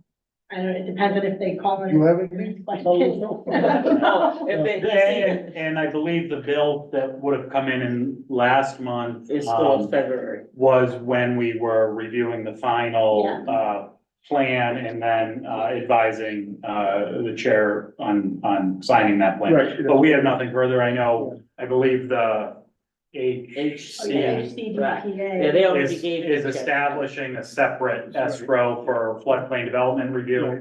But. But, so no, there's nothing further on the planning board unless the application were to come back for some reason. I think you could set it at 2,000. 2,000, yeah. I was gonna say 5, but I was cutting in half. I think 2, You wanna go because we're 2? done. We're done with it. We're done, We're Carl. not coming back. All right, then. Unless they call 2. with a question or, change something, I think we're done. Okay. And they know, yeah. So can I get a oh, you got it. Okay, can I get a motion to set, Increase the escrow. oh, can I get a Replenish. motion to replenish the escrow for Calaruso at $2,000? And it's already been, And rescind the tenth, the and prior. rescind the prior, resolution for 10. Yeah. So. A second? Second, and then you first, okay. July first. Oh, Jeannie first, Ben second, okay. And I got it. So then they would have, then we would have $800 in escrow for them as a result of this. A balance. A balance. Well, yeah, I don't go by these balances because we have no control over when things are paid. I cannot even tell you now, all the bills, like January bill, even December bill, or whatever, it's been paid. So we just know when she sends us that thing for the month, if it's not in the parentheses, it's money owed. And we just say, okay, you have to just replenish the money. Gotcha. I don't want us to get into numbers because we have no control over when bills are paid. So we don't know when the money is deducted or when the money's deposited. Okay, all right, and we don't want to give the applicants false information. All right, so so Randall and Virginia is for the Calaruso $2,000, right? yes. Yeah, Virginia. And then Randall. Right. Okay, so all in favor? Aye. Any opposed? No. All right, And, So and the second one, 549 Washington Street, the pocketbook factory. They have a balance of. they just owe us. Yeah. Open the pocketbook. They came in this month with a minus balance of $23.50. $22.50. $23.50. So far. And we have a bill from the legal department of $75. So we need $98.50. We That should really be don't it, know. that should be it, because it had to do with they were working on a grant application and we had phone calls about something they were looking for. Okay, so they're not finished either, they may, so, I need a motion to set, replenish escrow for 549 Washington Avenue. So moved. It's yeah, we gotta put the amount, maybe $200. Yeah, $200. because you get 25, Yeah, 23. and we still 23.50 don't and know what's not $75. paid. $75, so Please, it's about so let's make it 98.50, more. We don't know if there's a bill out there that hasn't been paid. So Ben's making a motion for $200. Yes, okay. Who's good. seconding? Randall second. All in favor? All in favor? Good, wonderful. Thanks. All right, so that's it for the bills and a motion to approve all bills. Motion to approve that bills. Okay, first, second. All in favor? Aye. Okay, so to let Tracy know she can pay the bills. Okay, we're going to do the, we have a planning board. We have planning board committees. We have one committee, which is the escrow committee. And they did a wonderful job and the attorney did the final comments on it, so I hope you all saw that. So can I get a motion to approve that? Did you look at it? Did you read through? Are you ready? No. No, you're not ready. Okay, Committee's not ready. okay, you're not ready, so maybe next one. Because we have the final version that she had, which I haven't had a chance to look at. Okay, And then there was another question about the monies, the minimums of the max. okay, right, exactly. And then we have a tech committee, which Ben and Randall's heading it, Ben. You haven't been. I tried to make it. I know. And which means we're gonna try and, what do you call it when you put everything online? Digitized? Yeah, digital. Yes, so currently we're looking at two companies for planning board software. We were looking at GovTech, and they provided us a revised proposal, which actually halved their asking amount, because he was gonna give us a special discount. They have an integrated system. They've been in business a long time. And they, their normal fees for planning board software subscriptions are around 20. They want to give us for $9,900, but give us the 5 modules and the whole full use for the first year. And they did a demo like their program, but then recently, there was another proposal, from someone who the mayor had met, had done stuff for Kingston. They're a new startup company. It looks like their software is pretty good. It's certainly cheaper. It's gonna be $5,000 or less. However, in my opinion, there's a question about, they're a very new company, very nice people, they're local, but it's a very new company. If we're gonna put all of our documentation on a new site for a company that, like, we would be like their first major client. So there's a question about stability and longevity of the company, in my mind, to be able to entrust public records for a duration of a company that's so new. So, I can forward you guys the information about both companies, and we can talk about them. They're presently gonna give us a sandbox version, which is a full version where we can test it out, but it's not online.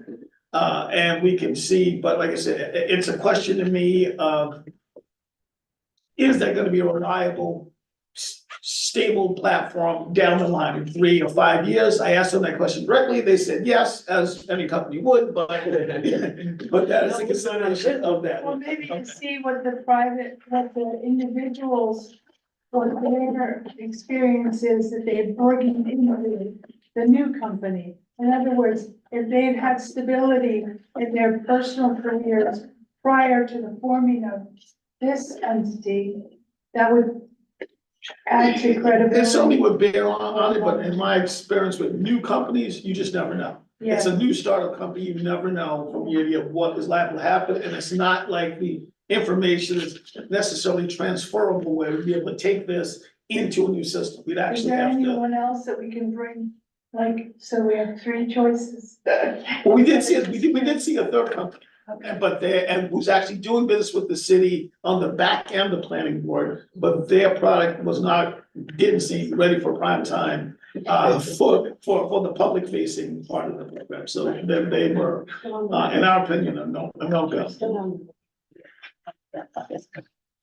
Any questions with that? But we will keep you informed with that, but that is the plan for the planning board. Yeah, because we are starting now collecting on fees, and we have to, just like what we asked them, this way, when we get digitized, we already know. You're gonna send it to us, we'll. I'll send those notes, and if you want, due to the late hour, I have notes from the IDA meeting but I'll also send them with just as notes, so I have to sit through that. Right, because Randall sits on the IDA for us, the representation. And then I have some planning board proposed procedures that will be posted online also. They're now with the attorney getting, I sent you all copies of them. Because, things are not done like they used to be done, so things have to be done differently. Because we are now collecting our own monies, we're doing this. And information, I wanna make sure that the planning board gets all the information. They have to come to us in 15 days with an application. And when that application comes to me, I send it out right away. But we just don't want things going all over the place, and then we are being told 2 or 3 days before. Okay, so we're working on that, right? Okay. And you'll get more information about that. I think I sent you guideline, I sent it all to you, so if you have comments, just add them before the attorney gets to them, because once they get that, usually is the final. I mean, I sent comments, but I have been taking another look once it's amended, because some of them had questions. Oh, they did? Okay, good. All right. So any questions on that? Training, so far, been That's 3 hours. Virginia, you have 3 hours, right? Susan, I'm sorry. I'm gonna catch up. No, I have one. no, all of us have to catch up. I haven't done it myself. I've asked Victoria to do 2 hours with us, or 3. Really? Something like, can you do some training? I just can't be appointed. We haven't done planning board trainings in a number of years. Like you read diagrams. Yeah. Everybody give me the diagram? Well, actually, that's a good one to have. That's a good- Yeah, To look for on the because- site plan. An hour of that, so 3 hours with Victoria, an hour, there's our Right, forum. so in between the 4 I would- hours, if I I can would- get you two to do, 3 hours. We no, can, well, 2 and 2. we can take a look and see if we've got I know years ago, You said no. Leave it at that. okay, I'll let you. No, let you finish, Brian. No, What were you saying? I know we've done training board, or zoning board, trainings in the past. I'd have to take a look at what we have, Please, you know, and submit us we something. can let you And know. then we can get our 4 hours, if you guys can give us a training, we good. They cost money and it's free online, as Yeah. much as we appreciate you, but, And that's, and the community college is free. But we have the money. Yeah, but what about Yeah, the but place it's- where we went it's past? free. Yeah. More than I have to look into that. Yeah, find I out think that was if very they send us- convenient, and we yeah. all kind of got trained. and I think Yeah, that we was- were- But it didn't teach us what we really need to, it didn't, you know, like, he's gonna show us how to actually read those diagrams. None of the training I had online showed me that. The best training I had online was with the secret of long form. That's the best training. The I secret took the was test the- 3 times just so I can get on. Okay, Oh, is there cutoff, like, when did we have to have it done by? I can't Okay. remember. so, Okay. yeah, Okay, so that's fine. I think that I'm really if she's gonna give us the training on the, application, you know, going through it, you know, figuring out, you know, what parts that come is our responsibility now. And I hope that we can get that once, we have come up with our minimum of escrow and stuff like that. Okay, no, we're not right now, but if you wanna leave, you can, we're not finished, Yes, we just have can we do a quick vote on changing the time? oh, yeah, and there's another vote, that came up that we need to change the time of the planning board meeting to 6:15. Can we do 6:15? 6:30. Six It's thirty. only because I have to come, I do a radio program, Right. and so I can't be here. No, my at 6. question is, so when would the expectation would be that the board meeting would end since we're. Yeah. Yeah, we do have an expectation, Dr. Young, but sometimes we won't meet it. Simple as that. I understand that, but I'm just concerned about But, you know, Dr. is Young, there, you can leave if you like. I'm aware of that, I heard that loud and clear, Ms. Joyner. But that's not my question. My question to you was, are we going to try, I know there's going to be some times that we have issues or we are meeting with applicants that require a little bit more time, but is there a normal time that usually the board meets? Is it 2 hours normally? I think that would be Usually, or good. what? It's That we already can stated look at that we try to not extend 2 to 2.5. That's our maximum. But there are going to be times, like today, Absolutely. we have to get through the agenda. We will be going over. But if anyone has a problem and they can't stay, I'm not gonna hold you here, okay? You can go online and you I can just look at it, make For it clear. planning purposes. No, planning purposes usually is 2 to 2.5 hours, and we have not went over that in a while. Right, and but being also in the planning and the agenda setting, we can Yes. kind of be aware of Yeah, that I and try think if to. we set it on the agenda. Yeah, in this setting, you know, we knew we were gonna go. On the other hand, if an applicant has timely submitted, It's our obligation. how do you? Well, we How do you extend get it, them but off? if we can set a precedent for trying to stay to that time. We do, every meeting, we have not went over the 2 or 2.5 in a while, but this was what, 5 applications? There's a lot. Plus, new business. And when I say 6:30, I mean, we actually get started. Like now, it takes what you see, 6 minutes to change over. So that would be 6:30, 7:30, 8:30 would be our plan to get out, Right. no later than 9. Thank you. Right, but you know, we No, can't, I understand. you know, we can't cut it, like if we have, I get if we got 3 people now in public Well, hearing, and if you we go to waited here 4 for people. How many hours? We're not Well, gonna that's say, understandable, "Sorry." so what I'm So hearing we is we got- have 2 to 2.5 hours normal. If it extends beyond that, we all have a choice as to whether we need to stay or we don't. Real clear, hear it loud and clear, we move on. Right. So we need to make a motion for that. We need to make a motion to change the time. Okay. Okay, so we need to change the time of the meeting from 6 PM to 6:30. We don't have to pass a law for it, we just have to vote. Okay. So can I get a motion to change the planning board meeting time from 6 PM to 6:30?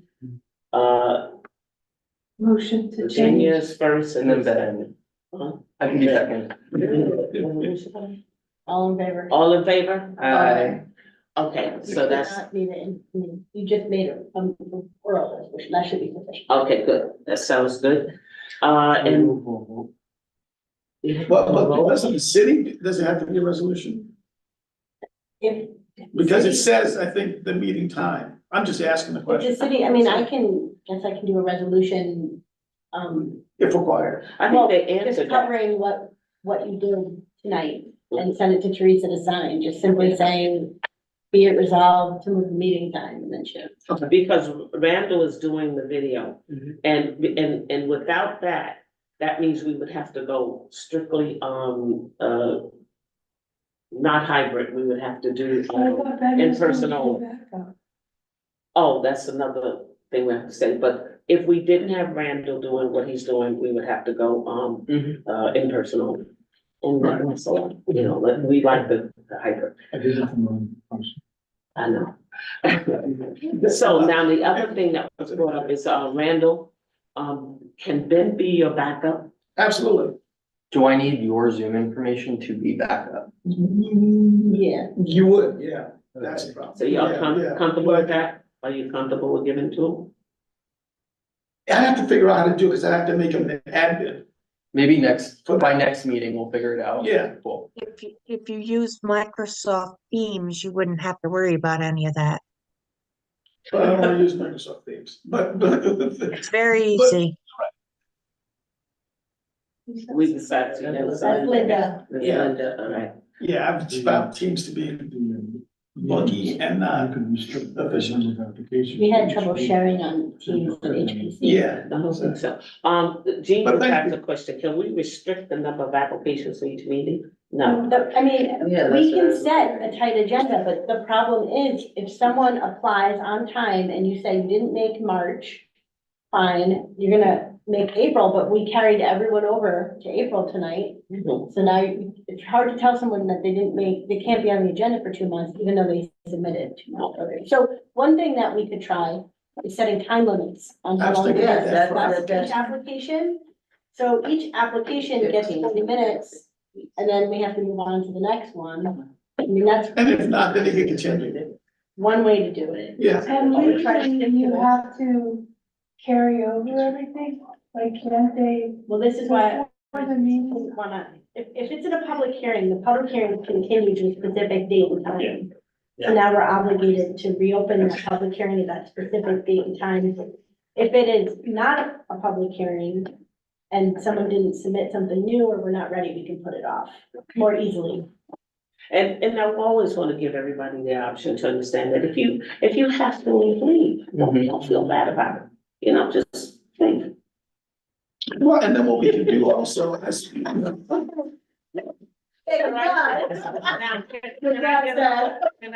33 times, I'm out. Can I get a motion to?